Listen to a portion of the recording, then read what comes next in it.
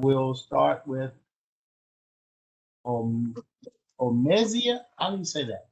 Omeza. Can you hear me? Omeza, yes. Oh, perfect. Thank you. Good afternoon, Mr. Chairman, Good afternoon. council members, and everyone present today. The proposed FY 2022 budget for the fire department totals 115.3 million, an increase of 2.4 million or 2.1% from the FY 2021 budget. The general fund portion totals 112.2 million and increases by 4 million or 3.7, primarily due to personal expenses. The special fund portion of the budget totals 3.2 million and decreases by 1.6 million or 34.2%, primarily due to the deletion of the one-time COVID-19 grant and the SAFER grant. On page 2, the pie chart shows how the proposed funding will be allocated across types of funding, types of spending. Personnel cost represents the largest spending allocation. On page 3, significant changes in the budget are summarized, including increases in personnel expenses of 3.5 million, operating expenses of 99,000, and volunteer companies of 392,000, offset by reductions from 2 grants of 1.6 million. On page 4, the analysis identifies various FY 2022 budget highlights, including some details on the salary enhancements, new positions, subsidies for volunteer companies, grant decreases, and provide some information on capital projects. On page 5, the analysis identifies one potential budget reduction, totaling 500,000 for the council's consideration, which is based on a conservative projection of departmental reimbursable general fund expenses under the proposed 161 million ARPA grant program, which is scheduled for council consideration on the May 27, 2021 agenda. Other topics for discussion begins on page 5, include personnel, impact of the COVID-19 pandemic on operations, turnout gear, and capital projects. At this time, I'd like to turn it over for discussion. Thank you.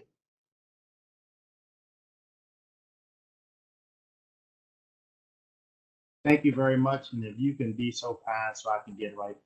How do you say it? How do you say your name? I can't hear you. Omeza.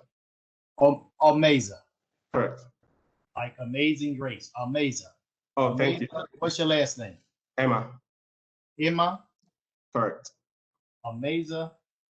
Emma. Correct. All right. Thank you so much for straightening me out. I apologize.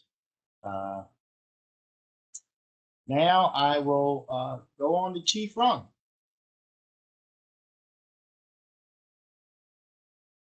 Good afternoon, everyone. Can you hear me? Yes.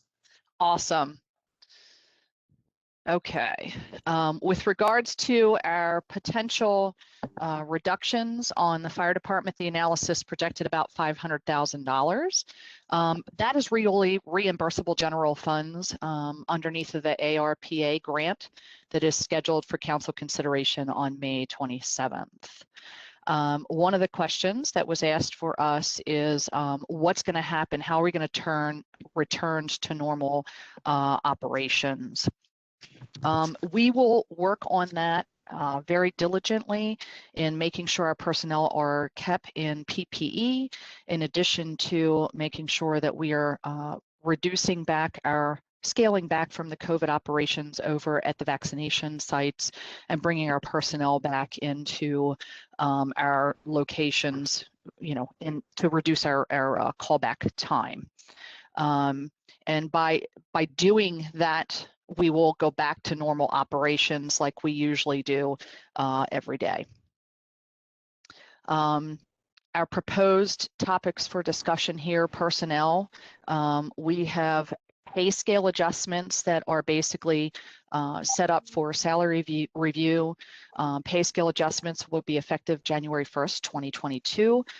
In lieu of the 2% COLA, that is basically pay scale number 5 is $2,100 increases for 995 employees and $7,000 for FPE employees, adding a pay scale number 1, new step number 5. That allows for employees with 6 or more years of service. There's only 7 employees in that area. $3,000 for AFSCME employees. Essentially, that's a new step 7 added, providing 1 step increase for employees with 8 or more years. And there are 2 employees in that area. There's a new paramedic first class EMS position that was negotiated with the local, and that is essentially $82,000 for BCVFA employees, which will be pay scale number 5. There will be a total of 60 of them.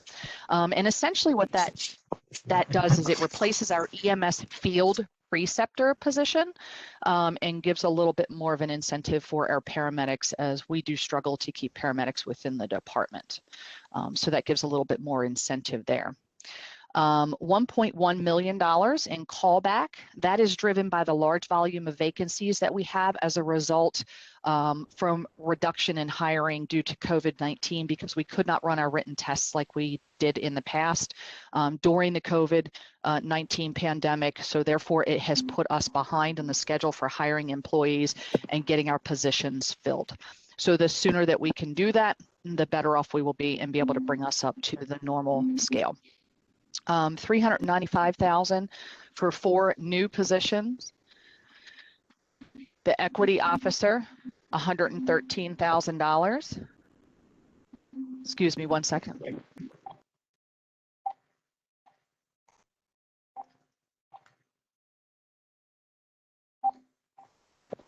My apologies. The equity officer is $113,000, and essentially they are going to help us with regards to getting us more equitable workforce. I'm sorry? There's no sound. I hear nothing. Can you hear me now? Yes, I can hear you. Okay. Go right. I'm going to go through these positions and then I'll finish answering your questions. The contractual medical director, essentially we have got a lot more EMS operations laws and regulations that are put in place right now for the EMS dispatch in addition to our EMS personnel. So for us to have a part-time on the hour, hopefully whenever they're available, medical director is really, it's not in the best interest for the county. So that is why we had submitted for that position, to bring us in alliance with what we need to be for the Maryland Emergency Medical Services and the requirements of the laws and regulations within Maryland. Safety officer position, with regards to our safety office, we have 1 person who's trying to manage the safety program throughout the size of this department. If you see surrounding jurisdictions, they have multiple personnel, minimally of about 3.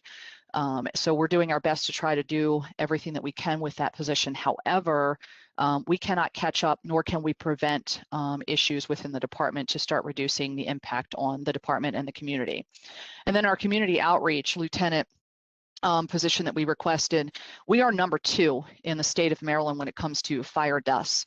And our goal is to get out ahead of that and create prevention programs to reduce injuries, illnesses, and deaths of our citizens, and also provide some really good production of prevention programs for our citizens and our communities.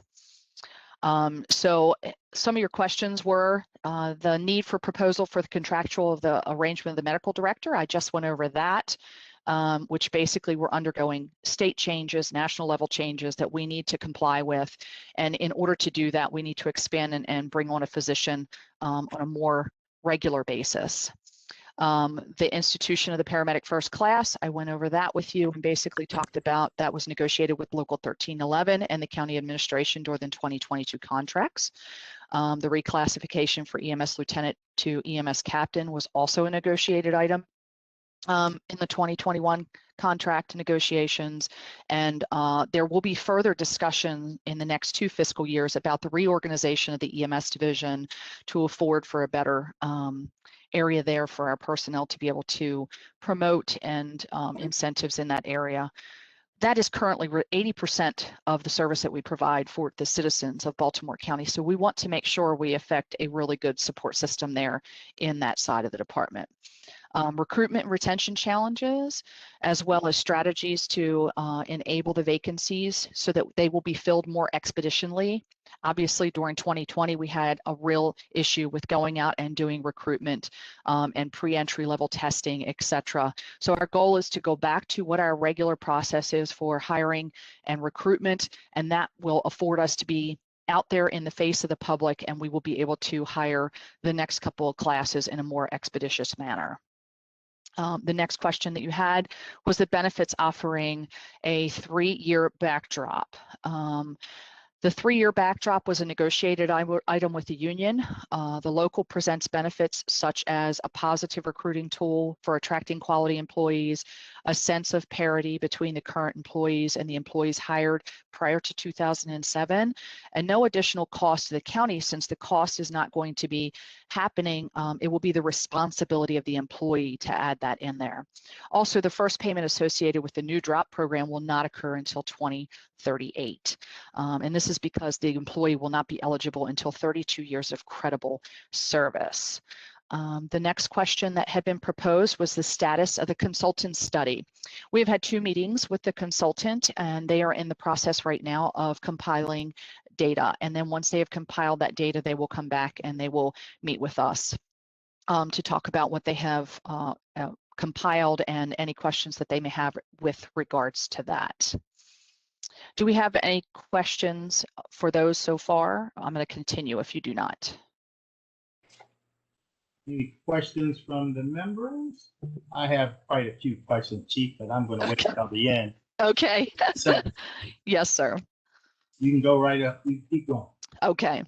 The next question would be, the department should be prepared to discuss the plans to transition back to normal operations. I went over a little bit about that earlier. We're going to continue the PPE practices as it's called for by the CDC in the state of Maryland and then the Baltimore County Health Department, along with the Office of Human Resources and the industry-wide best practices in the county administration. We're going to transition back to a more traditional sick leave policy that the county has established once we have gotten out of the pandemic policy and placing employees on administrative leave when they test positive for COVID-19. The pandemic has given us the opportunity to review and evaluate our preparedness for our enterprise-wide process, and we are enhancing our staff in the Office of Emergency Management to help continue to evaluate our staffing model to make sure it meets the county needs.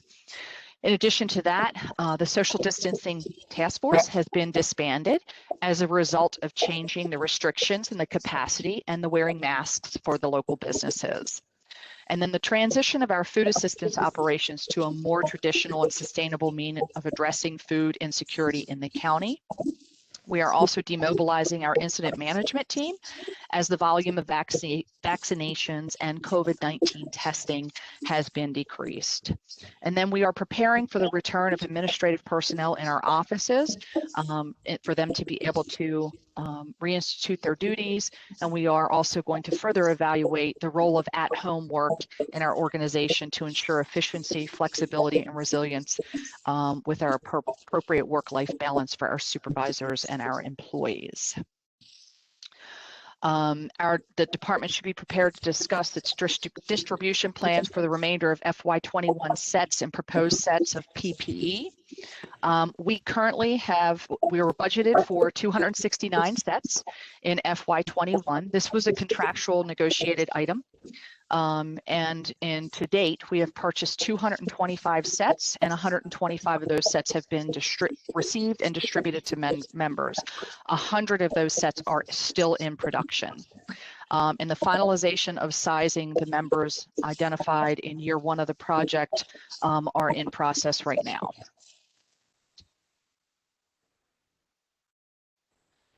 And then we should be prepared to talk about the timeframes for commencing of the capital projects, as well as the cost factors involved in the washer and the dryer installations. The first 10 of the 25 stations are planned out in FY21, totaling $2 million, and the remainder of the 15 stations is anticipated to cost $4,500,000 in FY22.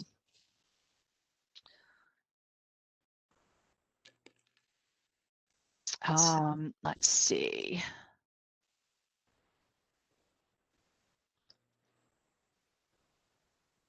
Okay, I believe that is all I have. Okay, Chief, thank you very much. And I will start off with Councilman Quirk. Thank you, Chairman Jones, and thank you, Chief, and thanks to the good work of yourself and your leadership, and of course the firefighters across Baltimore County, active and the volunteers as well. Just a very brief and easy question. I'm sure you know what it is. The $1 million for possible land acquisition for Kingsville Fire Station. Any update on that, or any ETA on, you know, what turnaround that might be from start to finish? Like, is that 5-10 years down the line, or do you see that happening sooner? Just trying to understand, let the citizens know kind of expectations. Thank you. Yes, sir. We're working very closely with property management, and Deb may be able to give a little better timeline as far as the proximity of that. We have identified the footprint in which would be the best location for a new fire station to be relocated, if you will. And since we have now identified that area, we can start looking towards land acquisition. How long that will take will obviously be based on how many pieces we will have to look at, et cetera. And then, you know, how the county can walk through the steps of that. Deb, do you have anything to add to that? Thank you, Chief. Yes, so we are actively, we've identified some locations, and we're working with Amy Grassi and her team to maybe start looking at the properties. We're also engaging with a realtor to help us look at some of outlying sites to determine what parcels may be available that work within the fire department's catchment area. To give a timeline, it's very difficult. It's really finding the right location that really works for the fire department, but we are aggressively doing that. Once we procure a property, then we will definitely start working with the fire department to make a good design, which usually takes about 8 months, and then construction's usually probably another year.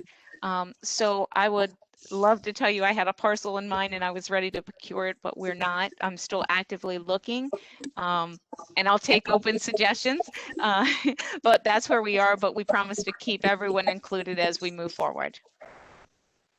And these fire stations, how much are they costing per station? I'm sure it varies somewhat. Looks like around $15 million, $16 million. Is that generally the cost of these stations right now on the where the marketplace is at? Yeah, that's what where the market is. It can, depending on the footprint and the size. I would probably say 10 to 15 million. Thank you, and that I appreciate that. And yeah, I mean, we definitely that with Don Moeller and Sam Moxley and the whole crew, you know, we're happy to kind of dialogue and talk in case we see other sites. Obviously, the location is going to be of very much interest to the community for sure. And yeah, I appreciate the update. Seems like we're still a ways off, but I'm glad at least we're trying to march forward on that. Thank you so much. Any other questions or comments from the members? Mr. Chair. Yes, Councilwoman Bevan. Hi, Chief Ron. How are you? Good afternoon, Councilwoman Bevins. I'm doing great. How are you? I'm well, thank you. So a few things. First, I wanted to thank you and your leadership for your partnership with our health department and with OIT through the whole pandemic. I know that the fire department was very engaged. And I know very engaged in the feeding of the hungry. And I believe, let me see, is he here, Mr. Bykov? I think he is. Where is he? Victor, are you on here? I think he is. He always gave us so I'm much. here, ma'am. There you go. Gave us so much good information and, kept us in the link the whole time. And so the citizens of Baltimore County are very grateful for that.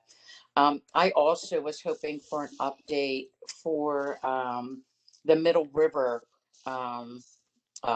Volunteer Fire Company. As you know, they have been donated land up on Route 43 by Ed St. John. And I don't know, they have 2 properties to sell off, the Ambo and then the station that they're in now. And I was wondering if you could tell me, as the fire chief, what all is still needed for them to move forward as far as dollars and cents. Yes, ma'am. So we are due to meet with them. I believe it is this week. Okay. And let me glance real quick on my calendar here.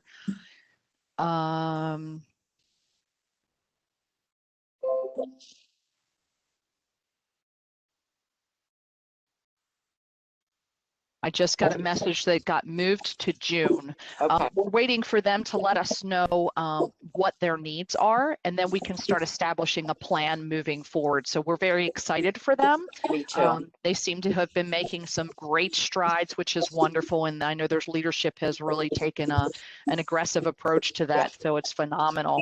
We really, really appreciate their movement forward on that. And we look forward to working with them on that. June 1st, as a matter of fact, is our meeting. Very good. So I promise that I will put it in our notes to make sure that you get an update on exactly where we are once we have met with them, ma'am. I appreciate that very much. And thanks for all you do. Really appreciate Thank you. Thank you for your compliments. We have a phenomenal team. You sure I'm so do. proud of every last one of them. You sure do. You should be. Thank you. Thank you. Mr. Chair? Yes, Councilman Katz first, and then you, Councilman Mark. Thank you. Mr. Chairman, you're reserving time to ask questions? Yes, well, I have some questions. I I'll didn't realize- let you guys go first. As far as, huh? I'm trying to rib you, but I guess the sound isn't working right. Oh, you couldn't hear you. What you saying? I can't hear you. So the things are, the sound is choppy, but I'll do it another time to you. With Chief Ron, thank you very much for coming in.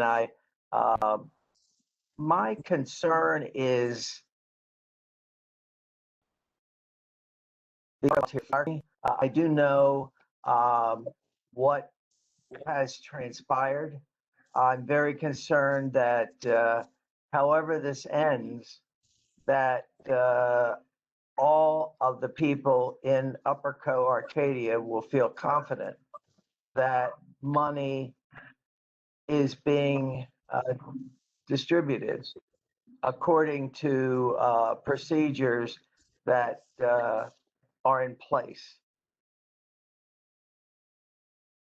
And to make sure that disbursement is approved by the right parties, et cetera. Can you give me an idea of where this project is? And by the way, I in no way do I support any kind of wrongdoing and kind of sweeping it under the rug and moving on. I do not support it. I just want to make sure that when this is all said and done, that everything's going to be operating the way it should operate. Yes, sir. We have met with Upper Co, and the Office of Budget and Finance and the Fire Department have met with Upper Co, and they've done a phenomenal job with their forensic analysis and making sure that everything is good there. They have presented building plans to us, and they are in very good order. And we're working through with OBF and the Office of Law on what the agreement will be with dispersing those funds. And we look forward to helping them and moving them along. They're doing a phenomenal job, sir. Do you know, with the combining of Arcadia and Boring, apparently there was a lot of money involved there, and the upper code got a huge amount of money. And did you all determine $1 million to spend on whether or not those disbursements were done legally?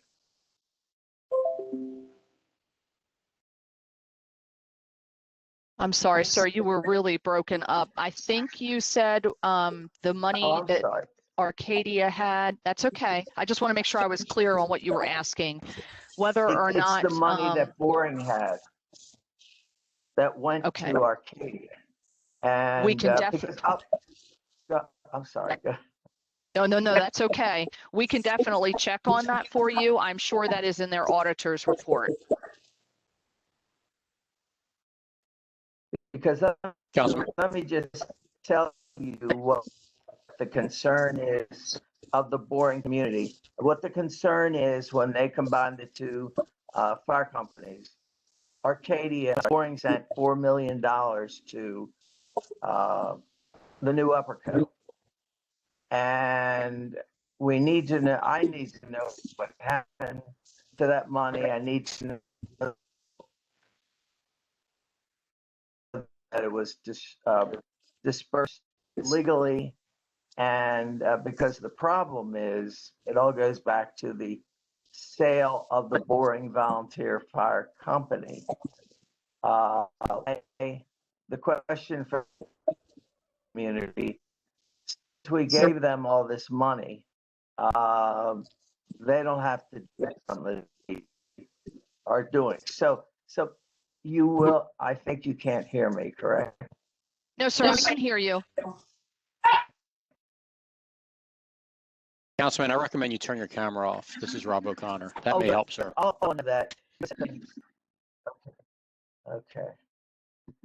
I thought you wanted to see me.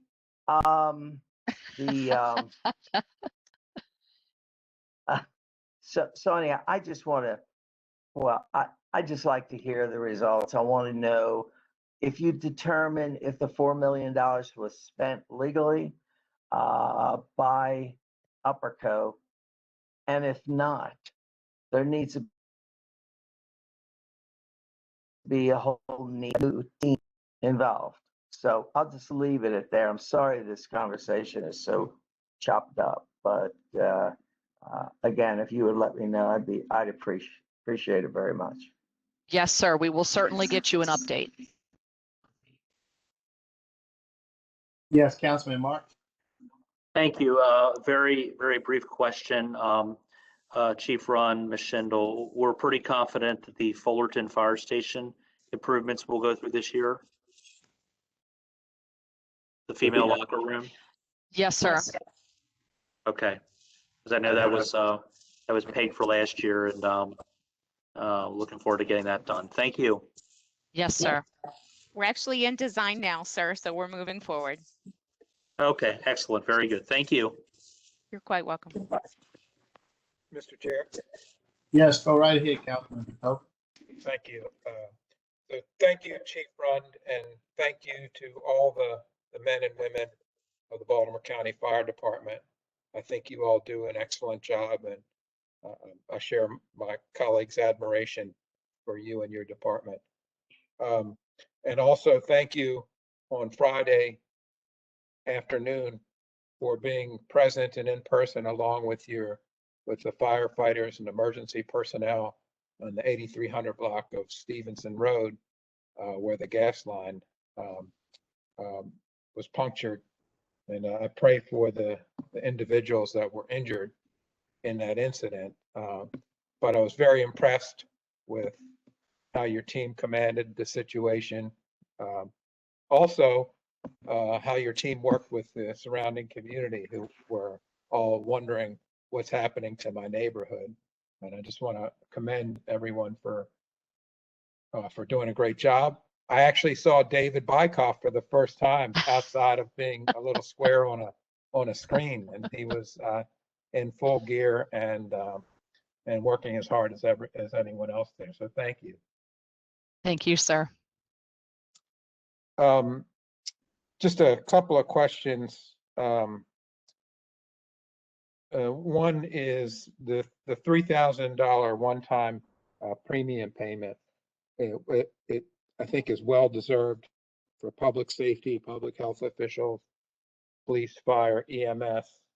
But we have heard concerns from our volunteer firefighters, and I think you saw the letter from Kathleen Resnick, who's president of the Pikesville Volunteer Fire Company, and I've heard it from other volunteer fire companies, that, as you know, it is very well deserved to our career firefighters and other personnel, but there was some concern about any kind of stipend or one-time payment to not necessarily the volunteer firefighters, but maybe some amenity to the volunteer fire companies.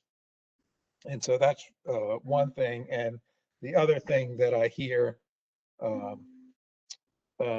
is, again, an issue that there is some, not discrepancy, but different perspective on how to treat turnout gear with our volunteer firefighters. And I hear it, you know, from the fire companies in my district, Larry Getlin from Chestnut Ridge, and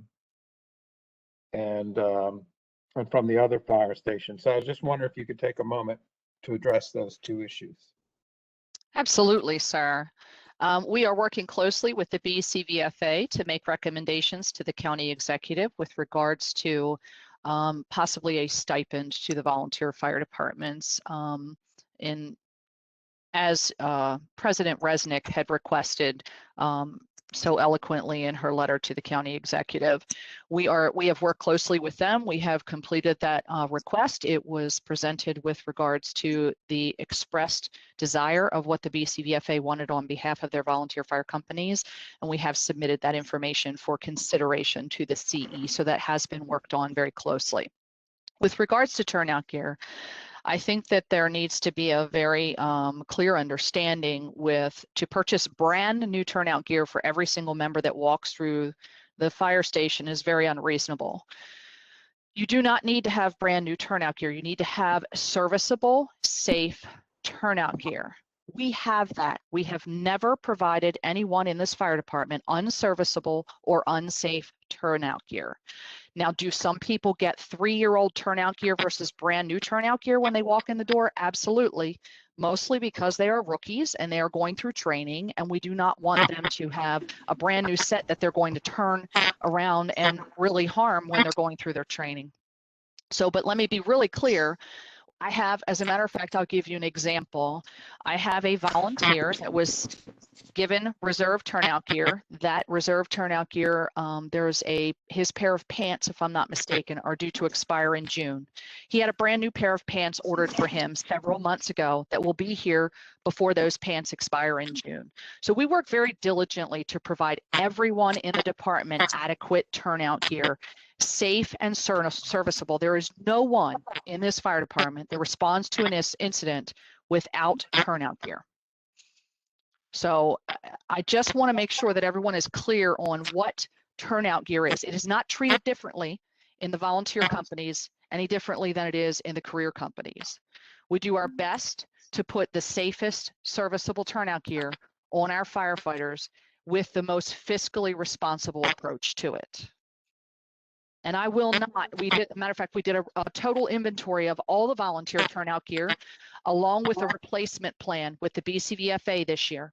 And we have been working in conjunction with them to replace that turnout gear as it comes up on that order since we've done that. Do you So think I hope that helps you, sir. that's very helpful? Just wondering if you think the the volunteer fire companies feel like we've made progress in that area? I would hope that they do, but I think that depends on each one of the company and their level of expectation. Okay, thank you. Certainly. And sir, anytime, more than happy to take you out and show you the inventory and give you a tour of how we do everything. I'd love to take you up on that offer. Thank you. Absolutely. Okay, Chief. That's it, Mr. Chair. You're up. Okay, Chief Ron, I have a couple of questions. Yes, sir. So I'll do like the cleanup mode here. First of all, I want to thank you for your service and thank all the brave men and women of the fire department for everything they do to keep us safe. I do have a question as it relates to their safety. So I think it's pretty bad when we're the second worst in the state in terms of fatality. And I think, and I know that we can do better. Yes, So sir. my question revolves around the Office of Safety. So let's start with operational. So we have on-call safety officers. Is that right? Yes, sir. Secondary to their primary jobs. So, but we don't have around-the-clock safety officers. We only have one person in the Office of Safety. That is correct, sir. And The that rest, I'm sorry, the rest of those personnel are in other offices or other locations in the department, and they have an on-call schedule that they supplement that one person in the Office of Safety. So that one person does the health and safety and health and wellness and everything. Yes, sir. Now, needless to say, and I'm going to say that, you know, this is a horrible, horrible, horrible, horrible way to do business. We have to be operating probably on a timeline of the 1970s. And, you know, I guess for me, I guess when I'm thinking about the cost of one firefighter's death, the cost of one cancer on the department and that person's family and everything, and I think about what we pay in dollars and cents, not just the life of the people that are affected, who we owe a great deal of, you know, gratitude, and it's our job to protect them. I just think it's absolutely crazy that we would be here in 2021 with one person in the Office of Safety. I mean, I'm just thinking, and I'm looking around and I'm saying, we're buying turnout gear. Okay, great. One step up, 3 steps back. You know, we're buying a second set of turnout gear, and I'm okay with that. I think it's a good thing. But the fact that we don't have around-the-clock safety officers and more than one person in the Office of Safety, I just think we can do better. And I hope that we can come up with something now, not tomorrow, not next year. I hope we can figure out something right now. We're getting, and I'll get to the other part in a second in terms of the CARES Act money we're going to get. So that's the one thing that I think I would hope we can do better with. The second thing is, this is another one of the cases where we've taken one step up and many steps back. Are there any plans to renovate all of these fire stations that we built in the 70s that still have steel windows? And I mean, if you had a heat gun, the whole place would light up like a Christmas tree if you looked at it during the winter time. Yes, sir. We are going to be looking at a feasibility study soon with regards to the fire stations. We're working diligently with property management on exactly when that will begin. But we have thought about that, and we will be working on that as one of our future projects. Yes, sir. Well, I guess the issue for me is the timeline, because when I see the county making great strides in terms of renewable energy, we're installing solar panels, we're installing charging stations for electric cars. We're doing a wonderful job. But then at the same time, we have these fire stations that have windows from 1970 that we're spending a ton of money trying to heat the fire station because we don't have the proper window. And that doesn't even get into what is the budget for buying furniture for fire stations that we own. We do not currently have one of those, sir. So in other words, we're dependent on people who work in the station to bring hand-me-downs to the fire station. We don't do that for schools. We don't do that for police stations. We don't do that for libraries. We don't do that for the prison. Why in the world would this be the policy of Baltimore County to say, in order to have a chair to sit your butt on, you have to bring a chair in from home? And then you're bringing it in, you're talking about service life. You're bringing it in after you have decided, I don't want it anymore in my house. Maybe there's some problems with it. Maybe somebody get hurt sitting on it. I don't know, but I think we can do better. I see you, Ms. Rogers. You're going to hold your hand up. And I'm going to warn you, Ms. Rogers, I've been doing this for 32 years and for an awful long time. And I get around to a lot of places around this country. So go ahead, take your shot, Ms. Rogers. Go right ahead. You got to unmute your mic first. Thank you, Mr. Chairman. But you see the smile on my face, and the chief knows exactly where I'm going. Mr. Chairman, when I first arrived in 2019, I was made aware of this issue with the chairs in an indirect way, but also in my own need for a chair. I discovered issues about chairs. And so over the last 2 years, we have indeed been working with the fire department, identifying funds to replace it. And when the first order of chairs came, I did not get my chair until the first order of chairs was delivered to, Chief, where did we go? Lansdowne? Yes, We went to Lansdowne. I personally went and took the chairs there because I was appalled at the fact that not only were firefighters bringing chairs from home, but I was told that they were taking chairs out of the company. And I had a big problem with that. So we had to upgrade the contract. We had to literally upgrade the contract of the types of chairs available to Baltimore County to purchase off of the furniture contract. So yes, indeed, Mr. Chair, I jumped on that one right away. So we're going through a process of swapping out broken chairs because it's also a hazard in terms of workman's comp, people sitting on broken chairs and falling, etc. But yes, indeed, sir, I did take my shot on that one. Okay, well, listen, I can't thank you enough because, I mean, we just have an awful lot of, we have a great fire department, but I got to tell you, you know, when I first walked in some of the stations, I was taken back. And I mean, I was just thinking about all the experience I have and all the places I've been, and I just could not believe that Baltimore County would be operating in that way.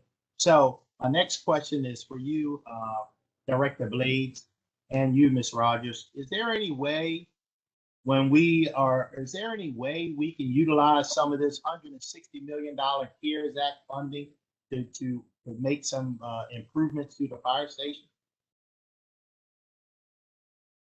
In terms of continuing our chair replacement project? Well, not chairs, I'm talking capital improvements, maybe some windows, maybe some other things, maybe funding around the clock safety officer. Is there any way that we can utilize some of these CARES Act funding for those items? Well, Mr. Chairman, we have a committee that's reviewing all the options available for the ARPA funding, and they're going through all of that. I don't want to be out there saying yes at this point when we're looking at a full economic revitalization of Baltimore County for the use of these funds. So I don't have a specific answer, yes or no, for you at this time. We can make a commitment to look. I will say that because we just got the guidance. We just received the guidance last week, and we're going through the guidance to see what is available with the ARPA funding, which is different from the CARES Act guidance. So we're going methodically through the guidance to be able to see what we indeed can do, especially under the auspices of infrastructure and pieces where we can do some things. Okay, well, thank you very much. I know we're running way behind, so I'm going to cut it short. Chief Rung, Ms. Rogers, Director Blades, I'll I'll talk to you a little bit more offline. And also, I'll just be real brief. I hope we can come to some resolution for the volunteers because they work very hard as well. So hopefully we can come to some resolution to give them some much needed relief, just like we gave everyone else who's very deserving. So are there any other questions or comments from the members? Okay, thank you very much. I look forward to a round-the-clock safety officer, and I look forward to a lot more work on health and safety and wellness and all the things that is so critically important, you know, the back end. You know, it takes a lot more to run a fire department and keep people healthy besides having a pretty fire engine or ladder truck riding down the street. So, you know, we have to do the work on the back end, keep our members safe, healthy, and keep them out of harm's way as best we can. And the most effective thing we can do in terms of operationally is getting a safety officer and a proper supervision on the scene as quickly as possible. And on the long end is to do what we have to do in terms of the health and safety and wellness of the members for long periods of time, cutting down on cancers and you name it. So on that note, Thank you, Mr. Chair, so very much. And I have to speak on, I have to give kudos to Director Blades and to Madam CAO because they've been hearing that same voice from me all year long. And thank you very much for supporting that. I see them both smiling there and they've done phenomenal in helping me work through that and keeping me patient, sir. Well, I'm glad we can help. We don't want to be too patient. But anyway, I understand. Thank you. Thank you so much. All right. On that note, I thank you so very, very much. Sorry that took a little longer than we wanted. Now we'll move on to Rec and Parks. Rec and Parks, and we'll start off with Mark Marius. Okay. Thank you, Councilman. You're welcome. Okay. Good afternoon.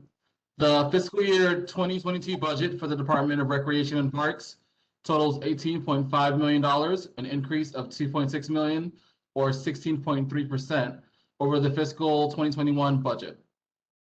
The general fund portion totals $13.9 million and increases by $2 million or 17.2% due primarily to personnel expenses. The special fund portion of the budget totals $4.6 million and increases by $552,000 or 13.7% due primarily to increased costs for the personnel and new services for the Department Directed Programs Grant Program. On page 2, the pie chart shows how the proposed funding will be allocated across programs and types of spending. The Recreation Services Program represents the largest program allocation, while personnel costs represent the largest spending allocation. On page 3, significant changes in the budget are summarized, including increases in the personnel expenses of $1.4 million, operating expenses of $606,000, and special funds of $552,000. On pages 4 and 5, the analysis identifies various fiscal year 2022 budget highlights, including detail on the department's reorganization, new positions, increases in operating expenses, grant increases, and provides some information on capital projects. Also on page 5, the analysis identifies one potential budget reduction totaling $150,000 for the council's consideration, which is based on a conservative projection of departmental reimbursable general fund expenses under the proposed $161 million ARPA grant program, which is scheduled for the council's consideration on the May 27th agenda. Other topics for discussion, which begin on page 6, include personnel, impact of the COVID-19 pandemic, new and expanded services, new vehicles and mobile phones, and a list of capital projects totaling $65.4 million. At this time, I would like to turn it over for discussion. Thank you very much, Mark. And now we will hear from Director Johnson. Good afternoon, Council Chair, members of Council. So happy to be here today. Thank you very much for the opportunity. First, I'd like to open up by saying that our team here at Baltimore County's Department of Recreation and Parks has done a yeoman's job this past 17, I think we're going on 17 months, that we've been going through COVID. We've distributed almost 4 million meals to date. We've had distribution days for grocery boxes every Saturday. We served youth at the learning centers. We were open when schools were shuttered and had virtual learning, but we were open so parents and those youth that are most directly affected by COVID would be able to have a safe place to learn while their parents would be able to work. We served youth at a booth-through, at holiday events, an Easter Bunny event. We actually had some parents cry because they felt as though we were a sign of things getting back to normal, and they were able to continue their holiday traditions in a very safe way, particularly for those youth that were impacted by pre-existing conditions or who had very sensitive immune systems. We fully staffed special elections. We fully staffed early voting locations and voting sites.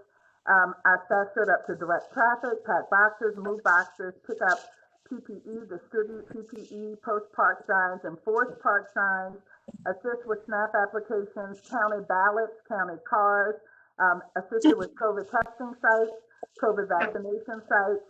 We could go on and on. We had grab and go. We introduced Park of the Frog. We emphasized all of our parks are for all people. We did it in 95-degree weather, 25-degree weather, when it was raining, when we had tornadoes. We showed up in dinosaur costumes, banana costumes, and we even dressed as elves.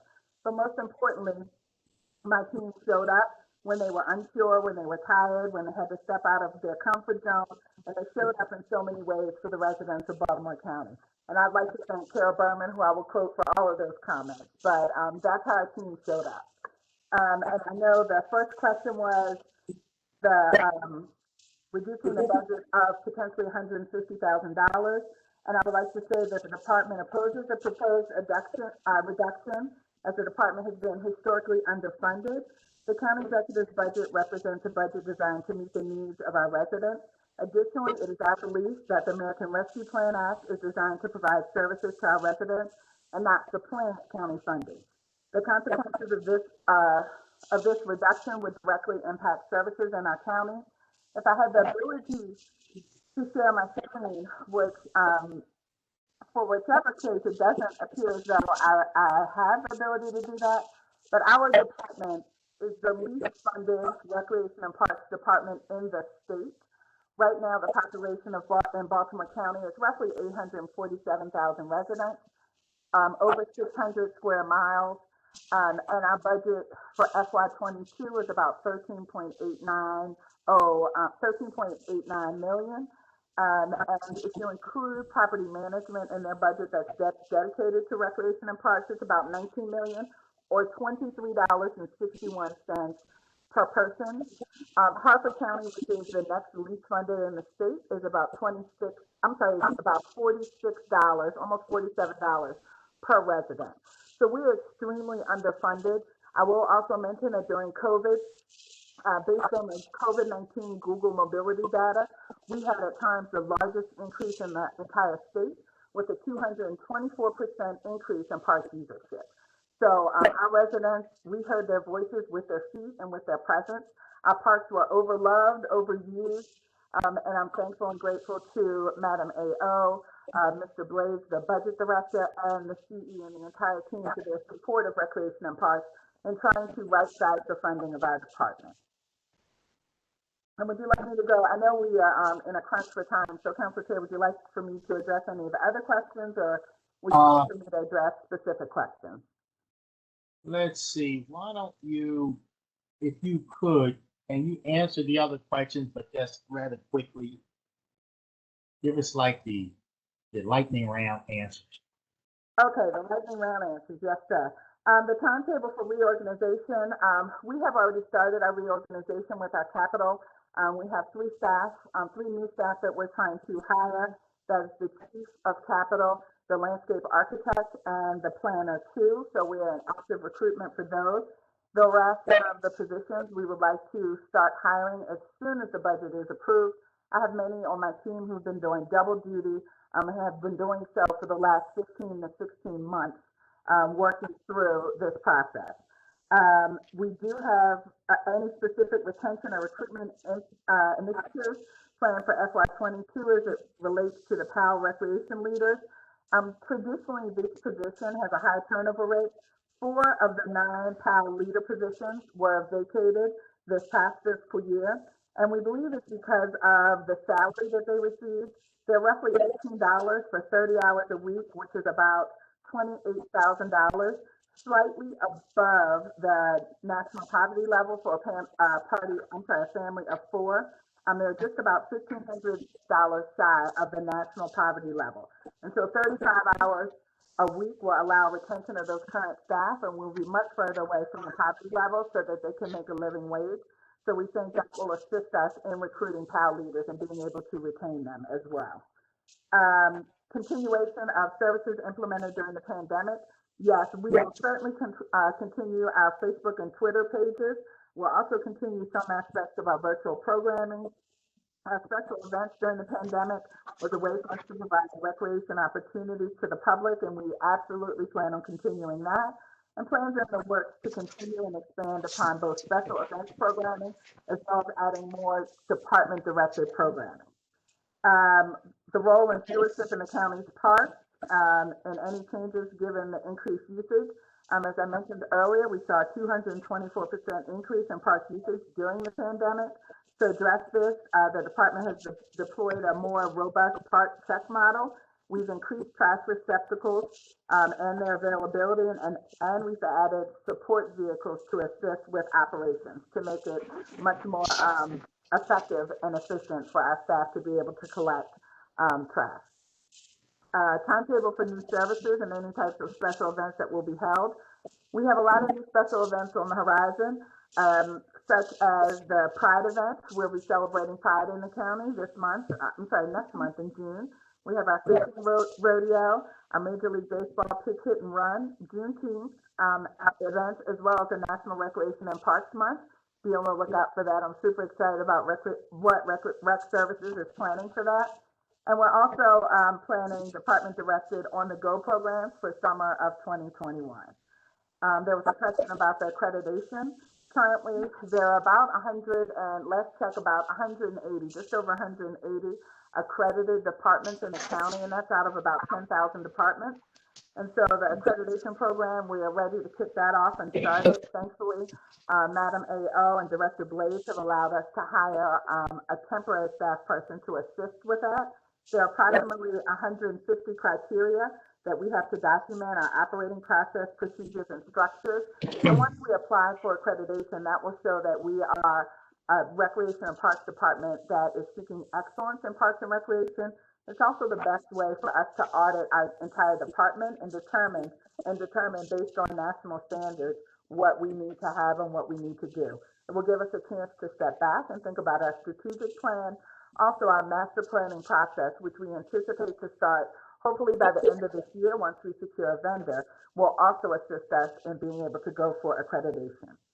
There was a question about plans for implementing the esports program in the PAL Center, along with increased summer hours.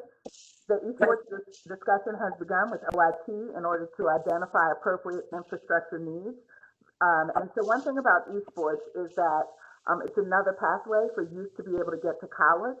And I'm a firm believer that our role in Recreation and Parks is to expose youth and the public to as many opportunities as possible so that they can determine their interests. And so esports is yet another way. There are many youth who love to play sports, and the parents right now haven't really caught up with the times, and they think it's kind of like an end all to their future, but it's really a door opening to their future because there's a lot that goes into esports, whether you're talking about programming and coding, graphic design, but there are esports events that sell out 60,000 person stadiums in 15 minutes. That's how popular they are. And many of the prizes for these esport athletes are in the 7-figure range for prizes for this. Another thing about esports is that it's very accessible. You could be a quadriplegic and be a gold medal esports player. So it levels the playing field, so to speak, for everyone to be able to participate. And as it relates to the PAL summer hours, the goal will be to increase from 8 to 5 for weekday operations, to add more program availability to include activities from 5 to 9 p.m. And so this will move PAL to an 8 a.m. to 9 p.m. model. This program will operate for a 9-week period to coincide with Baltimore County Public School System's summer break. There was a question about the motor pool and our fleet, and it should be noted that the additional fleet were added thank you to CARES funding. We were able to state the need. Our staff were actually driving PPE to locations, and this is life-saving PPE to locations for our staff in their personal vehicles. So thankfully, we were able to apply for it and were able to receive additional funding to be able to add 13 vehicles to our Recreation and Parks fleet. Prior to these 13 vehicles being added, we had 2 vehicles in the entire department. For a county of our size, over 600 square miles with properties and facilities all over the county, we had 2 vehicles. So I'm very thankful that we were able to get these additional vehicles. Additionally, one of the other items that COVID exposed as an area of opportunity, I'd like to say, was that our staff did not have county-issued mobile telephones. So when we were relying on staff to call us back and we were reaching out to staff, and many staff actually had to telework, they were doing so from their mobile phones, which we're thankful that our team members are team players, and they were, of course, answering their phones. But that was a direct impact on their finances and affecting their data plans. So for those staff who we need to be in contact with, we've also put in the budget to be able to give them county-issued cell phones. And I'll stop there. I think that was a quick and dirty, Council Chair. Thank you so much, Ms. Johnson. Really appreciate you very much, and really appreciate all the hard work you and all your staff is doing. Just real fast before I open up the questions. I mean, a lot of people in Baltimore County literally just discovered the wonderful parks and amenities we have. And I think after COVID, and when they're able to fly the skies and go to the French Riviera or wherever else they want to go, they're not going to forget our parks. Our parks is a part of their lives, and people are utilizing our parks. Like you said, 204% increase. I think that's going to continue. Any questions or comments from the members? Yes, Mr. Chair. Mr. Chair. Yes, Councilman. Mr. Chair, you're absolutely right. People are using our parks, and they're great parks. We just don't have enough, and especially in the second district. And so, Ms. Johnson, I just want to point out that we, in the second district, we have lots of private open space, but we have very little public open space. And so, as we look to the future, perhaps we can create opportunities for our youth in the second district to have a rec center and to have public open space. Absolutely, Councilmember Patoka, we couldn't agree with you more. I mean, we're super excited about the opening of the Church Road Park that we work with the community on, and we are absolutely always looking for additional park space throughout the county, but especially in districts that have traditionally been underserved. And we have a couple of big open space opportunities, I think, that we'll discuss during the course of the year. Thank you. Sure. Mr. Chair. Councilman, yes, Councilman Catch, and then we'll get to you, Councilman Brand. Yeah, very quickly, Director Johnson, if okay, the county buys land, your department buys land, and fields are built, are all fields that are built have lighting? No, all fields that are built do not have lighting. It depends on the location. It depends on the demand. It depends on how many other fields have lighting in the area. It also depends on our budget. Field lighting is a tremendous drain, so to speak, or budget increaser. So it depends on what budget we're working with, but it's not a prerequisite for fields. Now, if you ask me, in the perfect world, would every field be lit? Probably, but we're not built that way, and we don't have the funding for it. And there's certain other situations that have to be taken into account. Okay, let's take my story a little further. Let's say that it is intended that there's going to be lighting installed. What kind of lighting does the county use today? Do we use the glare. We don't use the lights that travel into people's windows, and yeah, how is? And I'll tell you what, I'm having complaints from a community now about the kind of lights, and I think it was these lights were installed 20 years ago. I'm not getting it. I was like, where did this come from? But do we install the old-fashioned lights now, or do we install all of the most up-to-date lights? If you can answer that. Excellent question. So traditionally, we have not installed the most up-to-date lights. So the lights that people have experienced are 20-year-old lights. We are in the process now of installing our first set of LED lights in our fields. And so moving forward, we would like to use the better technology and install LED lights, which have a lot less light pollution, so they don't kind of drain into people's houses. And the light is more directed, and it's also more environmentally friendly, where it costs less energy to actually light them up. The bulbs have to be changed about every 3 years, which is another plus as far as maintenance is concerned, but we are going to the new LED lights, particularly and especially for all new light installs. Any lights we have to retrofit, we will also use LED lighting for those reasons stated a few minutes ago. Okay, if I were to, are you familiar with Cockeysville?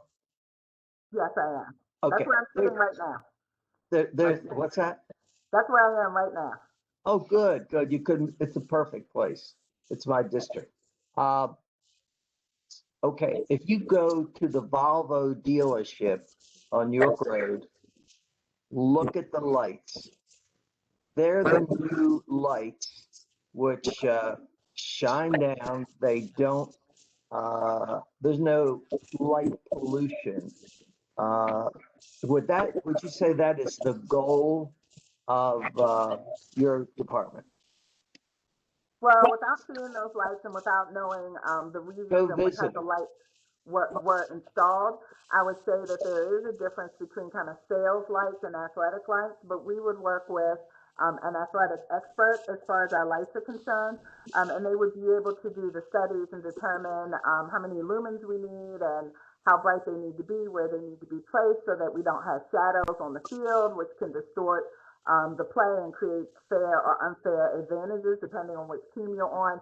But it would be similar. I would say if they're new lights, just as a rule of thumb, and if they're LED lights, it would be somewhat similar. I spoke with Councilman Patoka and Councilman Jones, and they said whatever money that you need for the lights in my district, they would be happy to turn it over to District 3. And I don't have that on tape. It's in my mind. Well, Councilman, I'd like to say I'm young, and but I will leave that up to them. I'll just say that. You all can arm wrestle on that one. Okay, well, just pay attention to me. Absolutely, yes, sir. Duly noted. Councilman Katch, can you turn your video back on so you're choppy again? Just kidding. Okay, Councilman Brandon. Thank you, Mr. Chair. I just want to remind Councilman Katch that the 7th District gets most of the Rec and Parks money because we deserve it and we worked hard for it. And I apologize for being off camera, but I have some connectivity issues and I cannot compete with the handsomeness of Bob Smith. So there's no reason for me to be on camera. So Director Johnson, just a couple things. The council passed a resolution in the past year that you and your team and the administration went to work on, and we subsequently passed a bill that is enabling legislation for the county and county officials to work with different charities and maybe one specific charity to fund some capital projects or some other things in the Rec and Parks arena and maybe in other things in Baltimore County. Can you give us an update on where we are with the establishment of that relationship? I know this is kind of fresh, but I do want to also commend you. I recall our conversation where you said you have experience in this. We haven't quite figured it out yet, but the resolution sort of gets the ball rolling. And you said we're gonna figure something out, and you all did, and the administration came back to the council with what I think was appropriate legislation. So can you give us an update on where we are with all that? Sure, absolutely. I know the county executive and the team have been working diligently on it. I think we almost have that football over the finish line. We're very close to setting up an arrangement with another organization, so they will kind of be the umbrella organization, and we will be able to raise money, and they would be the fiduciary agent. So very close to the finish line on that, and we have worked out and are starting to tap some potential donors for two projects. One which, Councilman, and thank you for those compliments. One which I'm sure you're very familiar with, being TPA, and the new brownfield to greenfield that we're working on there, and the other being Greens Lane, where that will also have a philanthropic piece to go along with it, so that the taxpayers are not paying all of the money towards these facilities. So we are working parallel on those two items: one, fundraising, and two, finishing up and figuring out how we will be able to continue to do so. So yes, we're very close on it, and I can follow up with you as far as the next steps that we need in order to be over the finish line. That would be great, Mayor Johnson. I do appreciate the work on that, and I of course appreciate the work on Sparrows Point Park. It's once in a you just don't get opportunities as an elected official and people in public service to establish a waterfront park literally a couple miles from where I grew up. And you all have been working very hard on it, and it's going to provide such an impact, not only to but to the to Sparrows Point High School and middle school and the whole community that's going to utilize these facilities. So I do thank you on your work for that. So I'm going to lead just with a question, and Ms. Rogers might chime in because she's heard me say this before. We can be better stewards of our parks. I firmly believe that we can be better stewards of our parks. The parks that we've seen over the past year, they've gotten a ton more use. And it doesn't seem that between the various agencies, between property management, rec and parks, DPW, that we have the most efficient system for taking care of overstuffed trash cans, for fences around beaches that we've invested millions of dollars in, and the fences get messed up, whether it's through weather or vandalism. So do we have I asked this same question when Ms. Schindel was before us. Do we have a plan on how to better address the abuse that our parks are taking, and that we can be better stewards of our parks? So we do have a couple of things that we are implementing. So originally we started off with 10 solar powered trash cans. Because we have a 224% increase, that means theoretically a 224% increase in trash.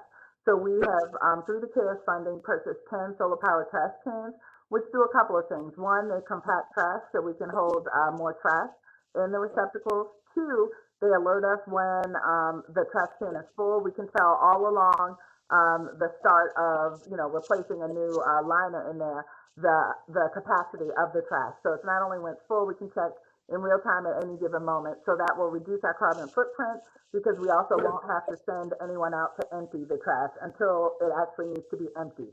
And we're fortunate enough to be able to purchase 10 more because they were working so well. So we are looking at that. So that does help increase good stewardship of the trash. We have the same trash receptacles we had just, 30 or 40 short years ago when I was a child. They look exactly the same. They're the green oil barrels. So this summer, we are going to be working with youth to actually paint them and improve them and to make them look more aesthetically pleasing. So that's something that we will be doing. We did have the social ambassador program, which were more eyes in our parks. However, any type of vandalism that we see tends to happen, and nefarious activity tends to happen late at night when traditionally we are closed and traditionally our staff are not on location. So that continues to be a challenge for us. But I will say, as far as documented vandalism, it is very few and far between. We do have just a random, the fence fell or someone in a vehicle ran into a fence, and we try to repair those with the help of property management immediately or as quickly as we can. So I wouldn't say that we've seen an extreme amount of that. We have seen more trash though, but solid waste and DeAndrea, Director Walker has been amazing to work with and has been helping us out, and her team in solid waste has been answering the call. We've added probably about 500 more trash cans because of the increase. We purchased, I guess, an additional 720, but some of the trash cans were beyond use. So the net was probably about an additional 500, and they have stepped up to the plate at every turn and figured out ways to be able to answer the call. So we're very fortunate. Madam AO always likes to say the wagon wheel, and the wagon wheel is definitely at work here. And Councilmember Crandall, I would like to add that we are looking at, as a part of our infrastructure support, especially over the summer, at additional staffing to help. This will be coming from the DPW side, additional staffing to support Rec and Park this summer, and looking at some of our dollars to do that, because we do recognize that the additional trash is directly related to the use of our parks and the impact that it's having. So that's one of the that we have we're closely reviewing the guidance to be able to ensure we can use federal resources to do that. I would also say that Director Johnson brings to our attention refurbishing and areas that in parks that need to have, as she said, they've been a little overloved and overused, and how we factor those areas into our capital side and resources that we're hopeful that, in addition to the new ARP money, that the infrastructure money that is supposed to come behind this, separate apart from ARP, that we'll be able to include some of those projects under the infrastructure umbrella.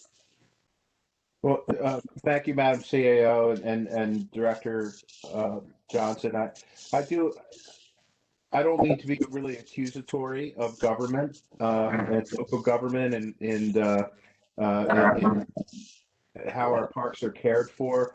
I think citizens have a role in taking care of public areas and for not abusing them and not leaving their trash behind. If a trash can is overflowing, then take the trash with you and put it in a proper place. You just don't throw it by the trash can to be eaten by rodents and spread all over the place. So I do appreciate the work that has been done, but I think there's one of the hundreds of lessons that we've learned in the past year is that systems and efficiencies need to be in place for, in my district anyway, what amount to more urban parks. There are parks that are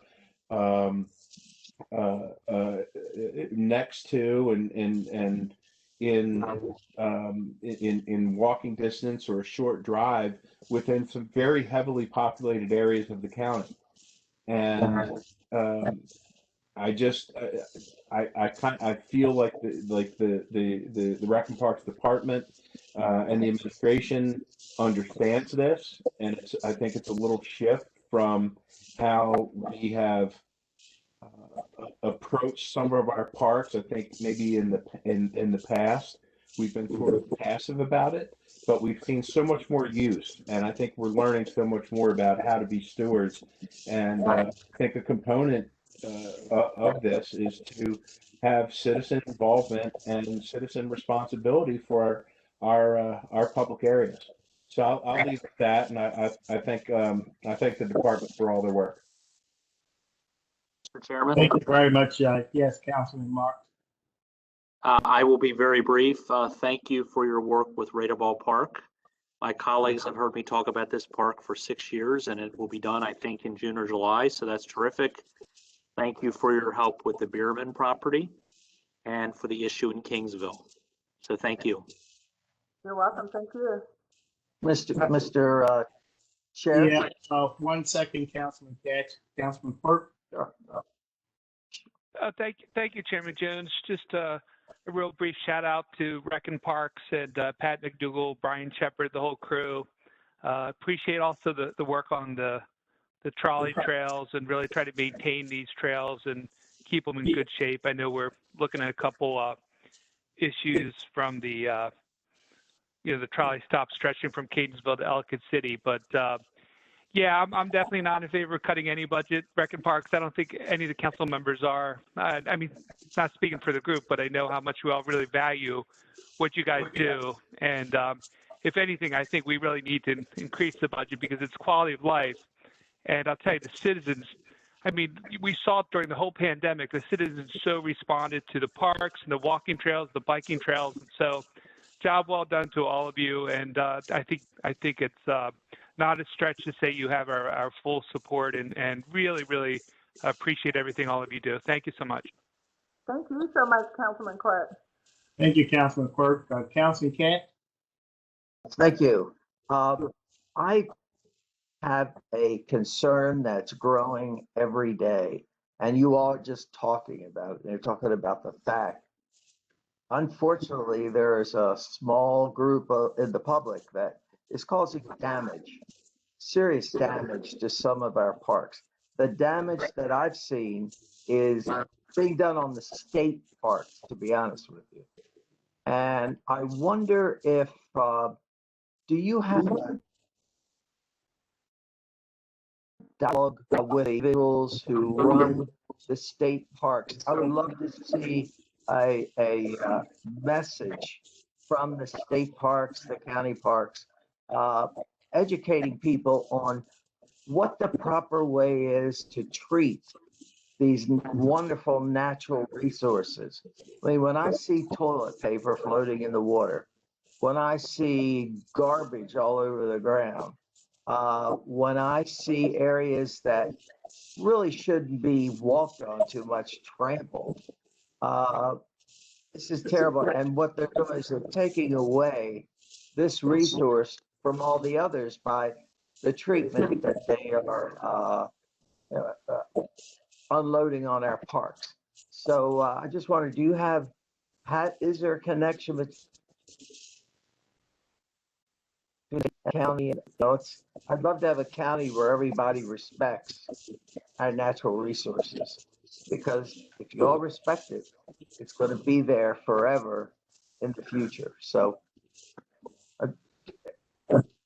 Yes, Councilman, you were going out a little bit, but I think you were asking, do we have a contact with state parks, because you're seeing it mostly in state parks? Was that your question?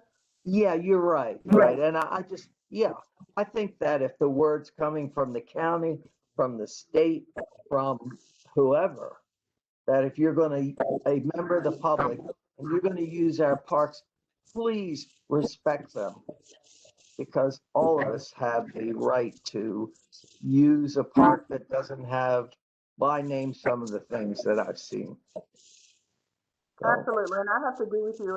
We have not seen that that level in our local parks, but we have heard and have seen actually the challenges with one state park in particular. So they have a very different motto from us, though. They believe in zero waste.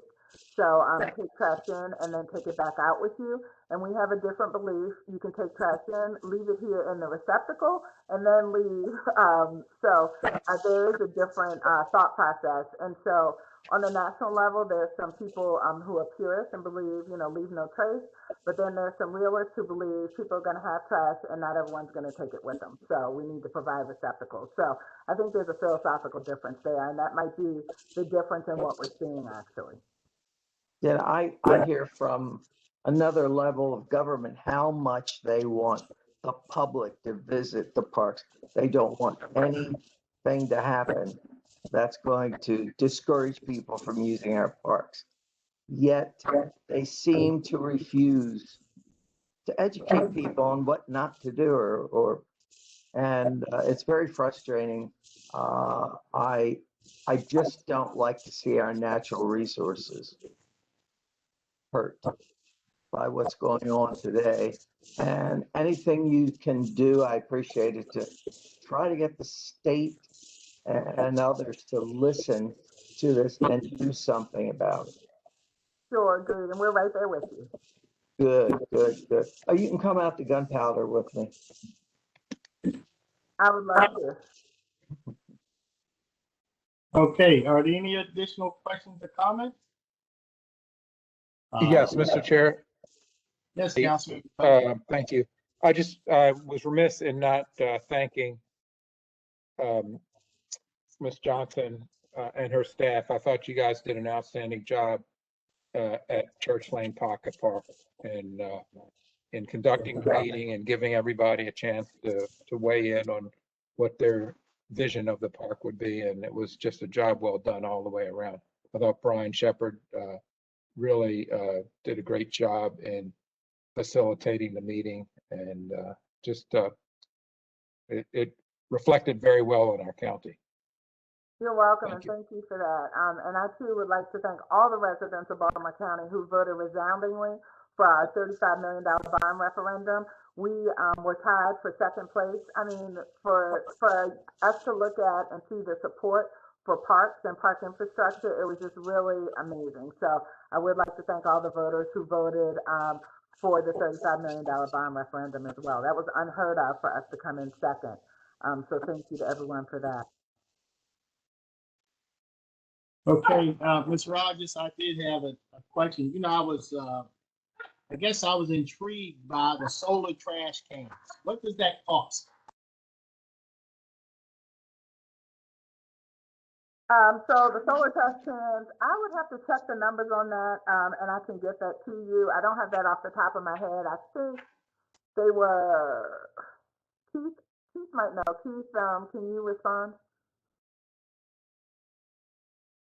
I also don't have that at my fingertips. Lisa, if you could look, can you look that up? This is a budget analyst. I think they were $4,000 a piece, but they were paid for by CARES funding. Right. Thanks, John. Yeah. Right. In addition to one thing, though, in addition to the purchase price, there is there's a fee that we pay that we'll be paying annually, For the software. For the software that makes them work. Yeah, but it's a negligible amount compared to all that we save compacting the trash and actually reducing the carbon footprint. So absolutely. That was the point I was going to make, Chairman Jones, that we can look at the return on investment with respect to the long-term savings, specifically from the staff having to go out now, not knowing whether those receptacles need emptied or just what's going on. The software package allows us to monitor that remotely. It's pretty high tech. Okay. All right. Yeah, I was just curious about that because we have the same issue throughout our communities, especially some of our major thoroughfares in terms of trash cans overflowing. But anyway, I also want to congratulate you on number one, the programming in terms of Rex and Parks has really been terrific. I took my granddaughter to a Halloween program they had at Northwest Park, which is really, really cool. So I appreciate all of the additional programming. And I also appreciate you leaning in and embracing our PAL centers and sort of bringing them in the fold and tie that to the rest of Rec and Parks. And that's where some of the vehicles will come into play. I think that's a great idea. And I just want to thank you for, for all the things you're doing in terms of Rec and Parks and all the people that work there. We certainly support everybody getting paid a living wage. So we certainly supportive of that change as well. And, I guess we'll let you know, I think Councilman Quirk said it best. We are very supportive. We recognize the value, the quality of life that you've been providing to the citizens of Baltimore County. We're appreciative of you delivering the $4 million in meals. One thing I will say, Madam Rogers, Madam AO, it has been like Team Baltimore County. And I love to see that when things are happening, everybody's pitching in and everybody having a part to play. We saw it best at the vaccine sites where we had the police, the fire, we had cadets, we had the health department, we had everybody there coming together to make things work. So that's very much appreciated. Are there any additional questions or comments? Thank you. Thank you. Thank you, Mr. Chairman. Keep up the good work, and we look forward to the STEAM Center in Randallstown. That ought to be good. And let's see. And last but certainly not least, today we will move on to capital. Capital. Let's see here. And we will start off with, let's see here.